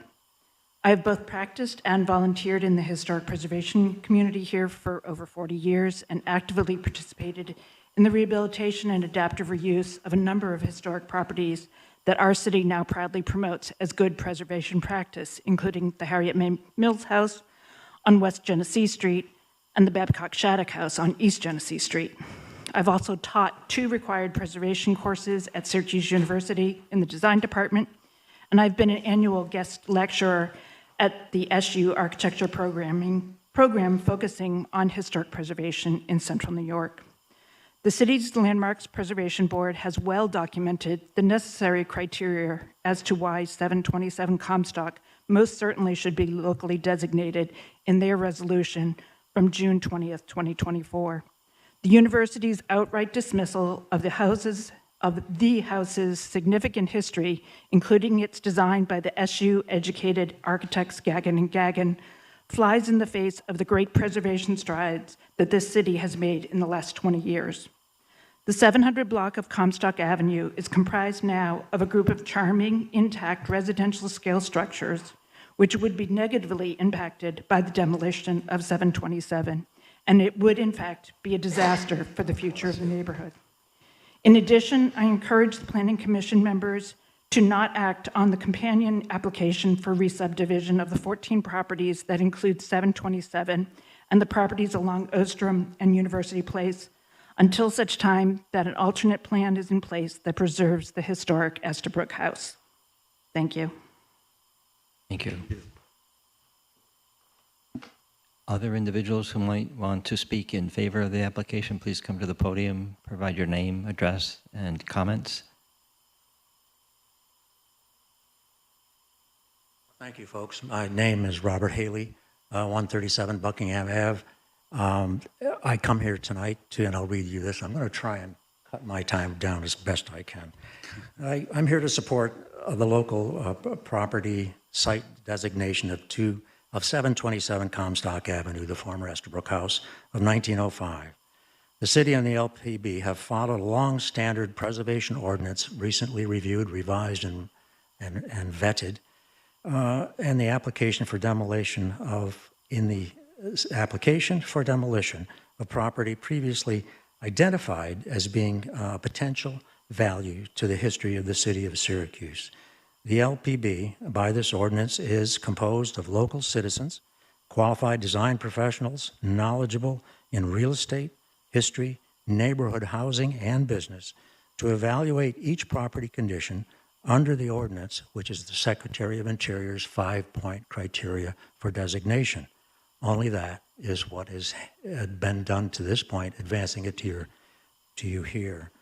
The LPB review, yes, the LP review and the property meets the criteria. It should be noted in each case like this that the current condition of the property is not a factor of the review criteria. Once designated a local protected site, quote unquote, An applicant or an owner can submit a request for demolition, totally separate from this advancing history to your table, with the support of a conditions information, which we've seen a preview of here tonight. When warranted, demolition of a local protected site is appropriate. When it's warranted, it can be appropriate, and it happens. So, but the history is in place. That's the part that is critical. This that's been advanced to you is about designating the history, the setting, the history, and it must be emphasized clearly that conditions that you've seen tonight and are all true. I've been around it. I've seen it personally, seen the house. However, if you gave this house to any city in a wealthy caretaker who could, in Philadelphia, Boston, anywhere, this house has the integrity in every aspect of it to inform a design team to restore it exactly as it was done originally. And that means the integrity of site, the integrity of history, the integrity of every detail that you see here can inform. Everything that was said about demolition, about taking off additions and fixing things would need to be done. So I recommend the Planning Commission support the protected site resolution and advance it to the Common Council to get the history in place for the city of Syracuse, and then the owner can apply for appropriates for demolition on other grounds. Thank you. Thank you. Any questions? No. Other individuals to speak in favor? Yes, my name is Don Radke. I live at 112 Scott Home Boulevard, and I was a member of the Landmark Preservation Board, just recently retired after 30 years of service, 20 of which I was chair. During that term, we had many, many projects that we did with Syracuse University. I support Syracuse University. I think they're very important to the community, and they've done some great things. That said, there's been different ways that they've applied for projects, and this is not a good one. If they had come here with all of their reports to the Landmark Preservation Board 6 months ago, 8 months ago, 9 months ago, this project has been talked about for a long time, things may have been different. The reality, though, is condition and integrity are two different things. As Mr. Haley said, you cannot compare integrity and condition. That's a fact within the preservation community. The LPB is a local organization, and it's staffed by local people making local decisions, not resources from out of town making decisions without local input. And I think that's also very important. We've had a figure thrown out of $10 million to renovate this building. I've been in the real estate business in this community for 48 years, commercial and residential. I'm just saying that that's simply not true. You can do a restoration on this for considerably less. It'll be certainly more expensive than it would be to build a new building, but $1,000 a square foot? Give me a break. One of the disturbing things is the scale of this project. And I know this is a little bit beyond, but give me some latitude. This is a huge project that will completely change not only this site, but have great impact on other historic sites in the immediate area, not just Comstock Ave. And I think that has to be in consideration. And as Mr. Haley said, let the process go through. And then let's see what happens after there would be a local designation if you advance it and the Common Council in any event has to make a decision. I think Syracuse University should be ashamed of some of the intimidation tactics that they've used on this application. The fact that there's 2 local architectural firms whose members sit on the board, and their firms have been sent letters by the university canceling contracts, saying that they can't do business for the next 10 years. That's shameful. Syracuse University knows better. So I think that we ought to take a step back, and I think we ought to really look at the process and the process in place and make sure the process is followed fully. And I think that process demands the Planning Commission to advance a positive decision for the designation of this property. Thank you. Thank you. Other individuals wishing to speak in favor of the application, please come forward to do so.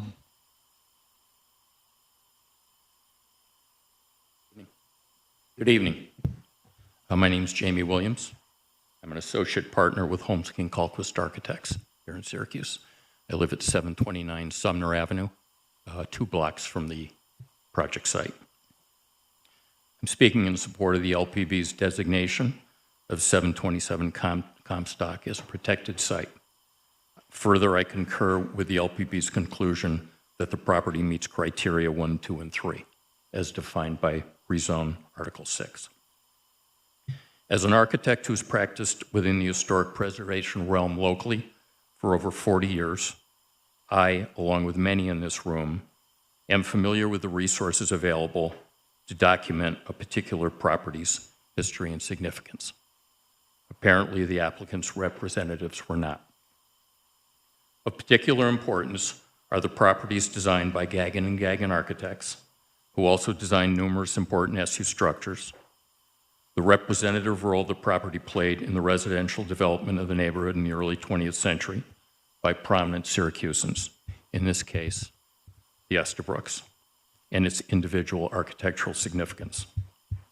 Make no mistake, despite the property's somewhat rundown appearance, it has been judged structurally sound, and there is more than enough historic fabric remaining to, in my opinion, economically restore it and put it back into use. I could spend a half an hour refuting what was just said on this side of the aisle. I am a preservation architect. I've been one for 40 years. My firm regularly restores buildings in worse shape than this. Arguing that it is unrestorable or too far gone is specious at best. The Landmark Preservation Board is made up of volunteers, as you know, appointed by the mayor based on their professional qualifications and presumed ability to provide objective opinions on the matters that may come before the board. Holmes King Colquist is proud to have provided representatives to the LPB for decades, always providing objective representation without fear or favor. In that time, a number of this applicant's projects have come before the board. Some decisions have gone the applicant's way, and some have not.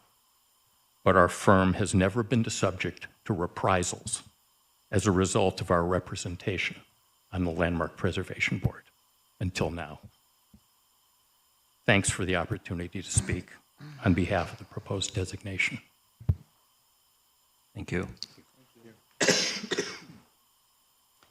Other individuals? Hi, my name is Randy Crawford. I'm a city resident. I'm here as a city resident rather than commercial interest. I live at 111 Rugby Road, Syracuse. I too am an architect. We've done historic preservation work for 40 plus years.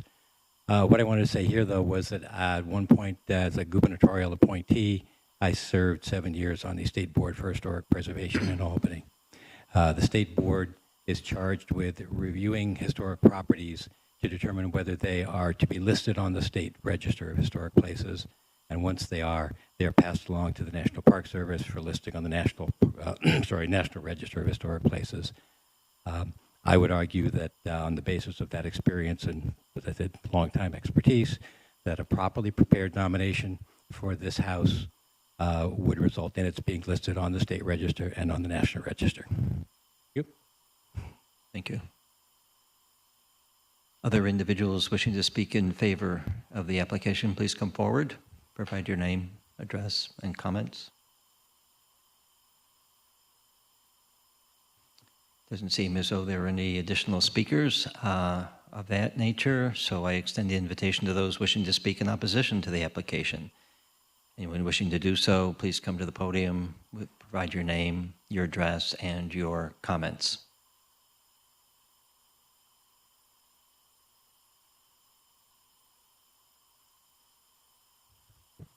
I would just like to make one additional comment. A few of the speakers here seem to speak as though poor condition and historic integrity are mutually exclusive. They're not. And Mr. Arena's presentation didn't say, well, it's all in poor condition and ignore historic integrity. He very clearly was saying that it lacks historic integrity.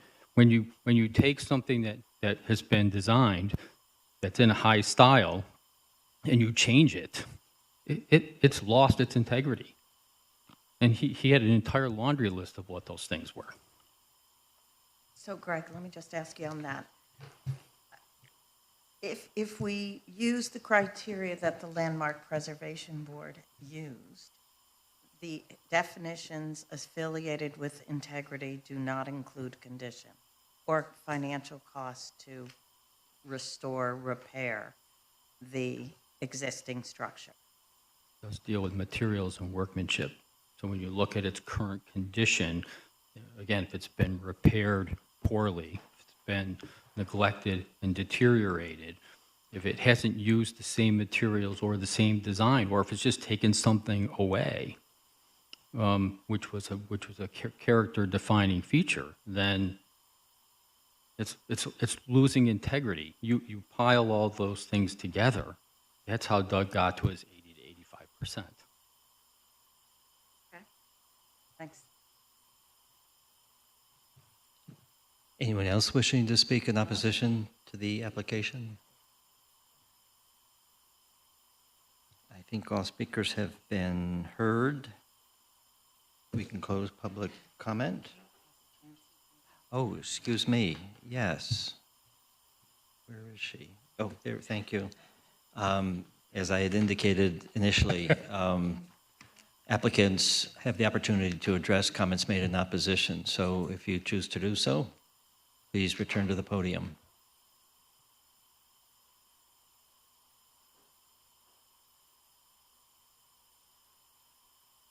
Yes, I would just like to reiterate, as I had said during the presentation, that condition does not equal integrity, that a property can be in poor condition, but still retain significant and important architectural and historic integrity. And it is the LPB's consideration in looking at all the 7 aspects of integrity that it does retain sufficient integrity to be able to communicate its history and importance. All the discussion about the cost, as has been said by other speakers this evening, that is for a later date. Should it be designated, the whole presentation by Belspina could be made to the Landmark Preservation Board, and that would be part of their consideration. That was not, but that is not germane to this particular conversation now. So, thank you for the opportunity. Can I just ask one last question? Was condition used as a factor in the integrity debate? No, and it's not. Generally, that condition is not used as one of the factors in considering integrity. Thank you.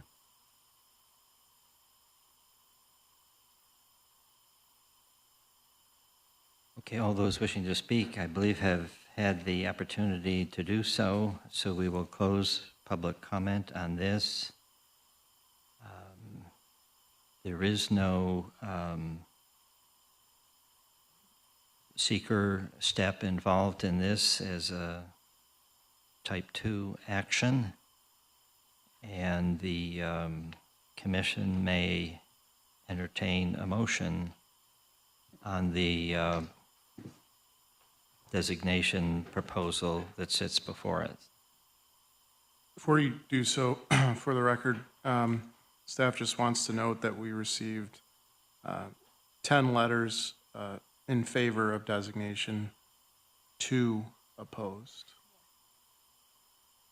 That's correct. All were posted on the website publicly and distributed to the commission members prior to the start of the meeting tonight.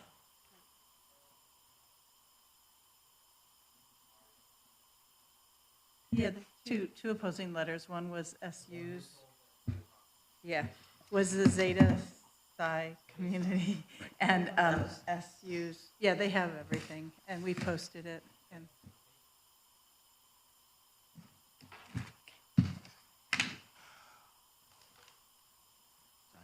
I had to get that sigh out. Give that to Jake, bye. Thanks. Well, thank you. All right, so our comment, another written version. Thank you. Another. It's good to have that for the record. Thank you. Appreciate it being submitted in writing. So the commission is free to entertain proposals for possible action on this proposed designation.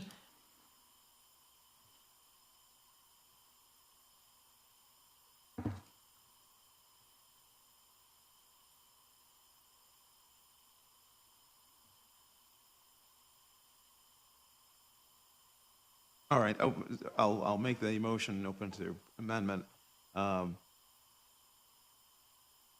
to grant designation to the property at 727 Comstock. And just to clarify, to recommend to the Common Council. Common that they Council grant. to grant the designation.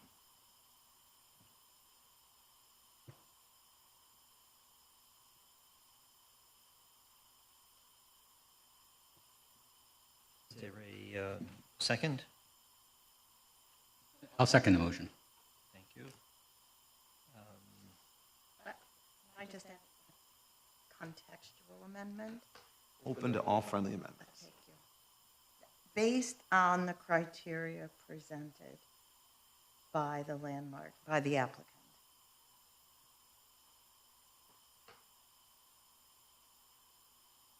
And contained. And just, again, for the record, I'll even amend my own because we're proceeding under Article 6 of Historical Preservation. And under the definitions that have been given us by Corporation Counsel and the discussion we've had on the record tonight. So based on all those things, I made the motion to recommend to the Common Council that we grant designation to the site.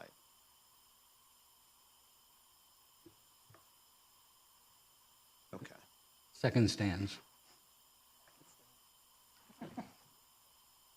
Further discussion? You know, for me, this has been a very difficult issue, and I came into the meeting tonight unresolved in terms of how I was actually going to vote. I mean, honestly, unresolved in terms of how I was going to actually vote. There's two sets of issues that are at play here. One set of issues has to do with rezone, the zoning code, and to what extent it provides a process that is a good process that allows us to move ahead on these kinds of issues. And I, as a member of the commission, voted for approval of rezone, and I was very actively involved in the rezone process throughout. Before I joined the Planning Commission, I thought that it was absolutely essential that we passed rezone, but I advocated for passage of rezone and voted for passage of rezone, knowing full well that there were aspects of the zoning code that needed to be amended, that there was no way that we could resolve all of the issues about rezone ahead of time, in part because many of the issues with the zoning code don't become apparent until you actually try to apply it in a particular case. And this is one of those examples, and a particular concern to me in this particular case is the way rezone is set up right now. The zoning code as it was approved actually makes it problematic in situations where the owner is not the originator of the application for preservation. In this case, it sets up essentially an adversarial relationship between the advocate, between the owner and the preservation board. But those are all things that are not part of this discussion per se. They're things that we need to turn to at a later date in considering issues as they reflect to amendment. The zoning code we have right now is the zoning code that we have to go by for this particular process and this particular issue. And as my previous comments or questions have indicated, I've been particularly interested in the historical integrity aspect of this. And one of the things that really struck me in the testimony tonight was the second gentleman who talked about the importance or the need for time to work through what this really means and to come to a unique and collaborative solution. The process that we are given with rezone right now does provide a mechanism for doing that, and we are in the process of that mechanism that needs to be worked out through the review and recommendation of this body, through the Common Council, and then depending on what happens with the Common Council's review and final decision, then the opportunity for SU to go back to the Preservation Board and to address the issue of demolition. That is the process that we have, and that's the process that we need to follow at this particular point in time. And I am ready to support the motion, given what we've learned in the conversation tonight. Thank you. Further discussion? Thank you. Then we'll call the question. All those in favor of the motion before us, please indicate by saying aye. Aye. Aye. Those opposed, say nay. Any abstentions? The recommendation then proceeds to the Common Council. Our next item, please. Next new business item is also related to this last presentation and project. This is the Syracuse University Residence Hall. Since it's in a PID, it's a project plan review. So this is similar to a major site plan review application. It has a companion piece for a re-subdivision. This is Z-2870, and the board will not make a final decision on this application tonight. There are two reasons. One, because all city departments have not finished review of the application. It's in process. Most departments have commented, but we still have a couple outstanding. But secondly, we cannot complete seeker this evening until the designation application process is complete and a lead agency is established. So we will introduce the item and then go from there. Okay, thank you. So it would be, since these are companion cases, it'd be appropriate to hear both items together, the re-subdivision and the plan review. And as you indicated, no action taken this evening because of the reasons you identified. So with that, if the applicant is ready. Good evening. I'm Jennifer Bybee, Assistant Director for Campus Planning for Syracuse University. 1320 Jamesville Ave is the office address. With regard to the re-subdivision application, it's really quite straightforward. We would like to consolidate by re-subdividing the 14 parcels that would comprise the project site for the new residence hall. The university owns and controls all of those parcels. Should I just go right into the project plan review? Sure, thanks. I'd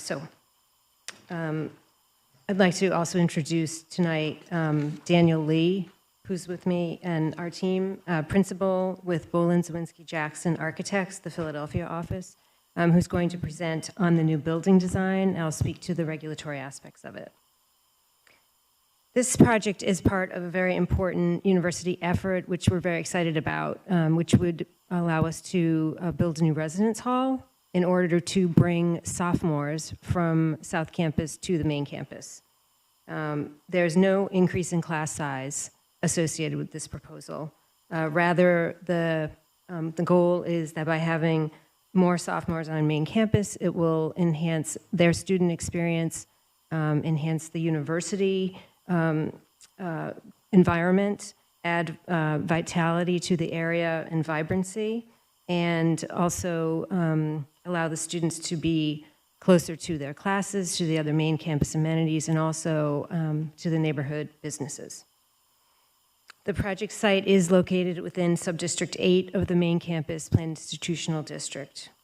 The proposed student housing is consistent with the use. This site has been zoned for university housing since 1991. So the use is completely consistent with that established in 1991. And the project substantially conforms with all the relevant dimensional regulations. I remind the board, as they know, that in the PID zoning district, there are not design guidelines or height limits. And with that, I'm going to turn the microphone over to Daniel Lee. Thank you. Good evening. My name is Daniel Lee, principal at Bolin Zawinski Jackson. I'm based in Philadelphia. So you can see here kind of a artistic rendering from Ostrom Avenue along Shaw Hall on the left, looking northbound. The series of wings of the building are stepped back in height to be respectful for the neighborhood on the east side of Ostrom.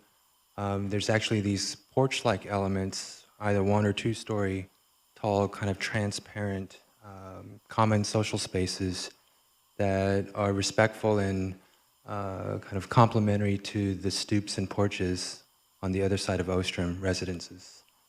The primary materials you can see are masonry, particularly at the base level and towards the street, and then as you move back away from the street would be a metal shingle. And then if we can go to the next slide, please. Here's a location plan, which you are all pretty familiar with at this moment. So the predominant length of the site is along Ostrom Avenue at the intersection of University Place and the north side of Shaw Hall. And at the moment, 727 Comstock. Scroll down, please. It's hard to see here, so I'll be pretty descriptive. The fine text that you see on top of the building plans are top of building heights. I believe I actually have to probably get my glasses on here too, but You can see from there. well, I had it kind of memorized. Kind of. Whoa. Actually, let me get my laptop. Actually, if you scroll down to the next page, that has it. I'm sorry. There we go. There, okay. All right, so Shaw Hall varies in height from 6 stories to 3 stories. At its height of 6 stories, the top of elevation is about 628 feet above sea level. The D wing, as we've labeled it, that's most adjacent to Shaw Hall, is about 639, so less than 10 feet taller. And then you can see how the C, let me work the other way alphabetically, A, B, C, and E wings are all the same height. So the top of the parapet height is consistent. E wing, which is at the 727 Comstock parcel, is 5 stories because the slope of the site as you move from Ostrom to Comstock changes by about 30 feet. And then you could see the portion on B wing that's closest to Ostrom actually steps down a building level, actually 2 building heights. So it's considerably, it's about almost 20 feet lower, 20 plus feet lower. And then you can see, actually I might need my glasses, the label for the porches, as the wings kind of shift, those are the 1 story, 2 story kind of social elements. Sorry for making you zoom in and out.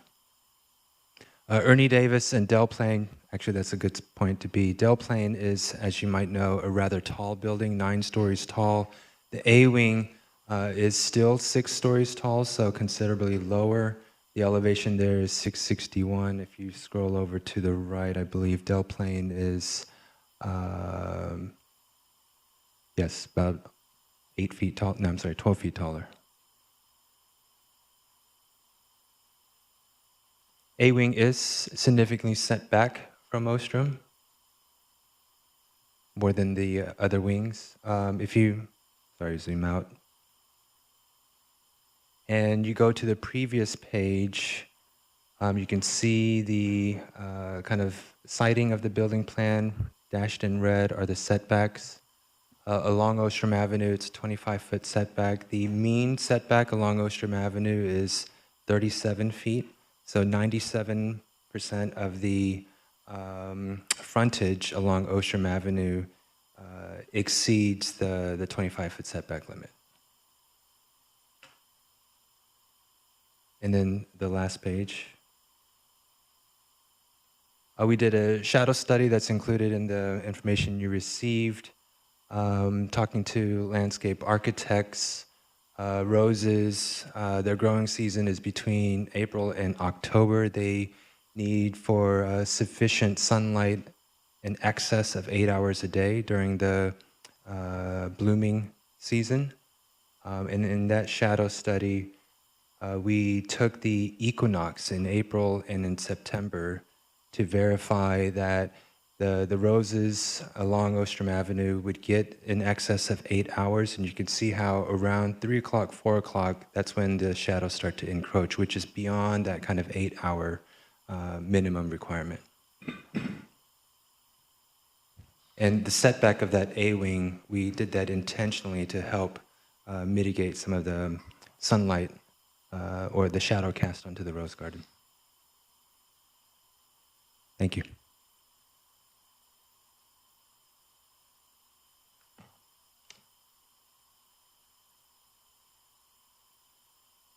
Questions for the applicant?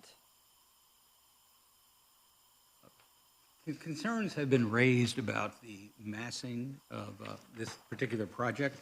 And so I'm just wondering, how did you arrive at the number of students that you want to put at this particular dorm with this particular mass? And is there any consideration given to a smaller mass in this particular project?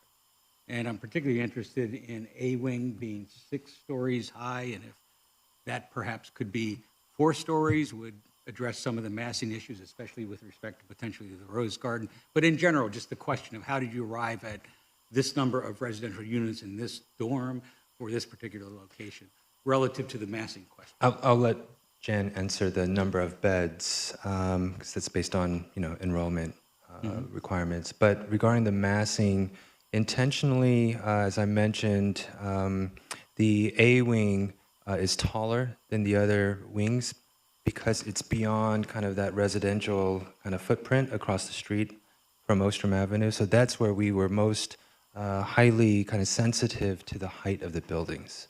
So where it does go to 6 stories, those A and C wings are the set back the most away from the residential houses across the street.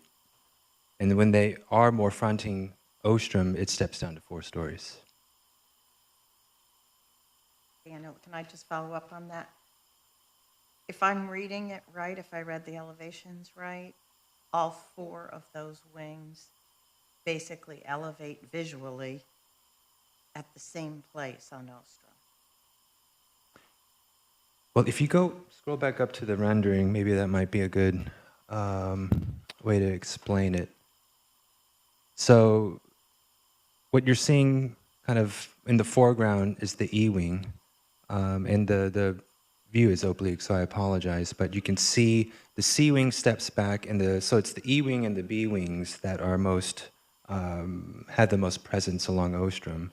And those are, if you can count, they're 4 stories, so you can't even actually see the 6-story element from the street. Right. Because of how you've graded the elevation of the 4 wings. Correct. So if I'm standing opposite, across the street, it's going to look as one elevation almost, with the exception of maybe the top stories. Right, so you'll see a 4-story building predominantly from, as a pedestrian along That's what Ostrom. okay. I just wanted to make sure I was understanding the grade correctly. Thank you.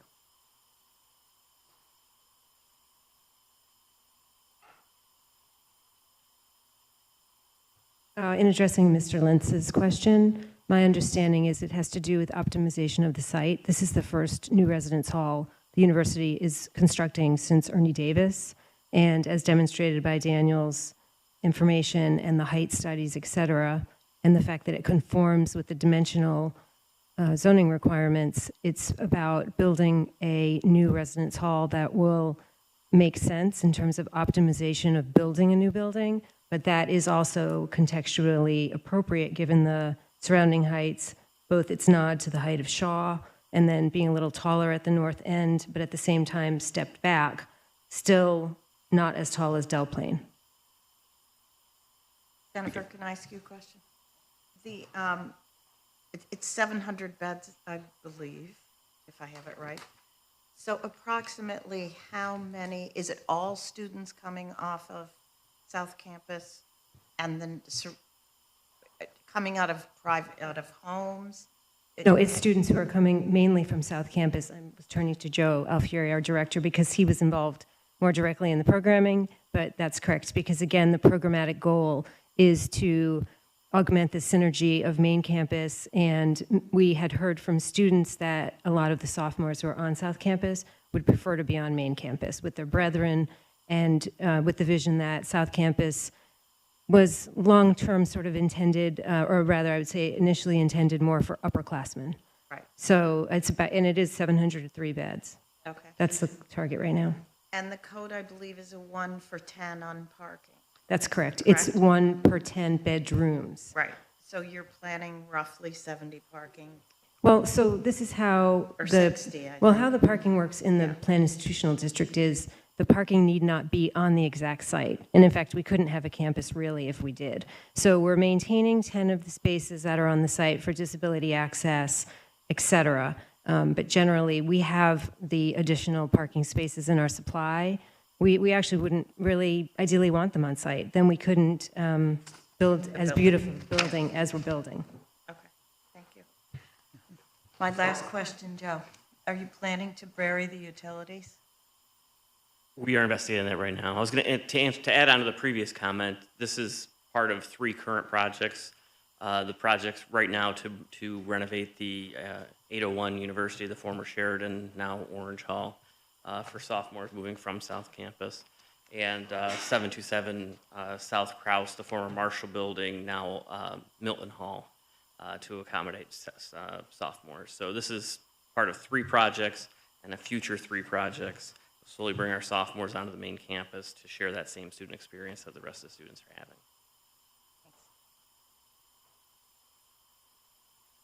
I have a question about the Comstock side of the project, because I really can't tell from the diagrams that we have what the surface is going to be from the dormitory down to the street. On the Comstock side, it looks like it's paved to some extent. I'm just curious about the amount of impervious coverage, what exactly is going to be there between the dorm and Comstock. If I could ask the gentleman to scroll back up to the site plan. The next page down. One more, sorry. So it's a little vague there, but it would be for pedestrian, predominantly for pedestrian. Yeah, the other way. Keep going. Let's come down. There, stop, Thank you. stop. Predominantly for pedestrian access into the building. There would be a fire lane access, but that would only be for emergency. So no parking. It just looks like a big chunk of blacktop or whatever. Yeah, I don't know if you there. I'm maybe just go wondering. down. If you kept going down, maybe it's more illustrative in the page below. No, it's not much there either. But yeah, we're in design of that area to make it very pedestrian friendly, landscaping, the right hardscape, And you're benches, seating, yeah, so forth. And you're keeping the front in this plan? Oh, yeah, so The front setback. lies- Yeah. So we intentionally set the front of the building to keep it respectful of the existing houses. It's hard to see here, it might not even be labeled, but the existing 727 building is elevated, you probably saw it in the previous presentation, to 608. So it's roughly, I don't know, 4 feet above the immediate steps in the foreground, but it's probably 10 plus from the street. So we wanted this to be a very accessible entrance. So we're actually bringing that front door down from the existing 727 to make it more universally accessible, which also decreases the height of the building. So that means there'll be grading on that slope too, to take that down, or is the slope? Yeah. Okay. So it'll be more or less level with the curb, the front door of the new building. And it's hard to maybe see the labels here or read the numbers, but more or less the top of the E-wing building is in line with the existing roof line of the adjacent buildings on Comstock. Which are above them, above Correct. it, right? Correct.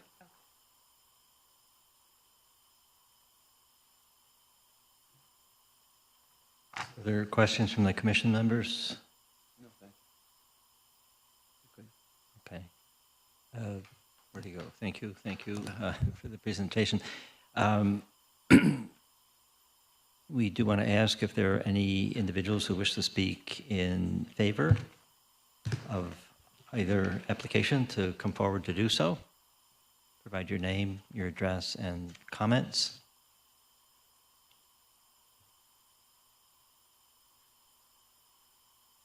Rex Jardine, 112 Circle Road in the city.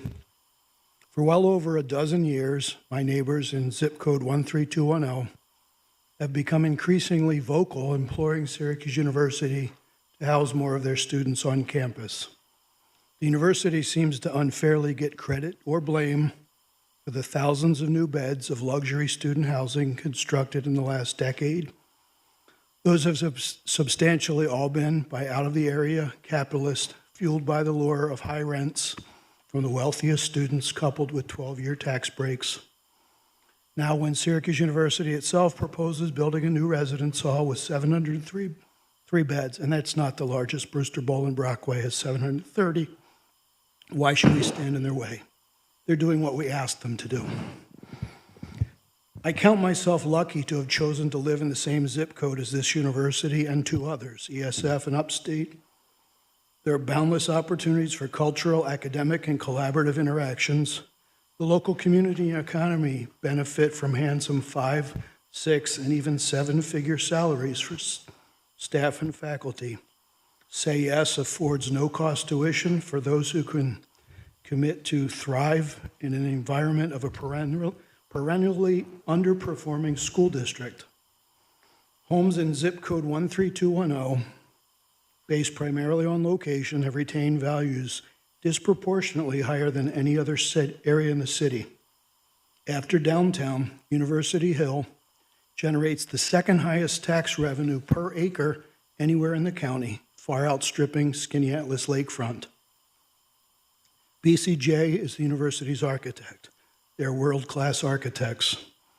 The residence hall design appears to be forward-thinking, modern, and handsome to complement the community within it. Residence life and student affairs at the university know how to create and foster an invested community of students. Accommodations within this dorm will likely be adequate and inviting, not luxurious, likely with single twin-size beds any mom would approve of. Successful student to RA ratios will be overlaid. Living on a walkable campus versus disenfranchised on South Campus, there should be less demand or justification for these students to bring their cars.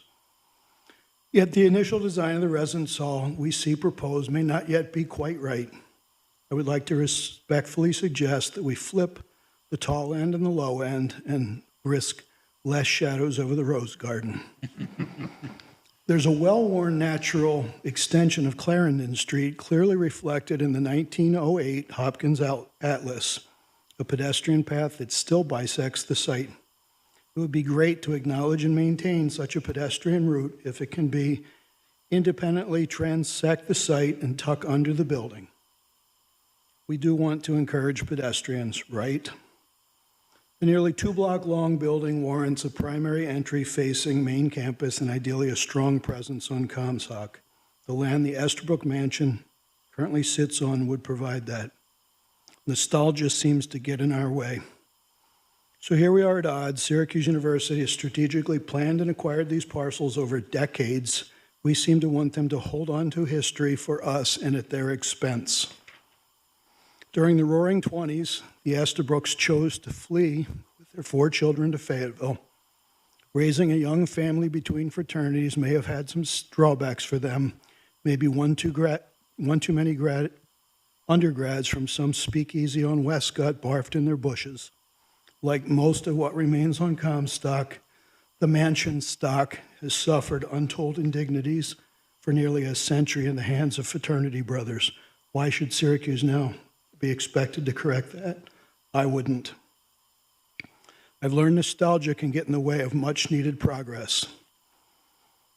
When the once-in-a-generation opportunity came just a decade ago to invest in the university's neighborhood elementary school, the 53rd mayor of this city and then Superintendent Sharon Contreras listened to those who lobbied for nostalgia over inspiring or even adequate.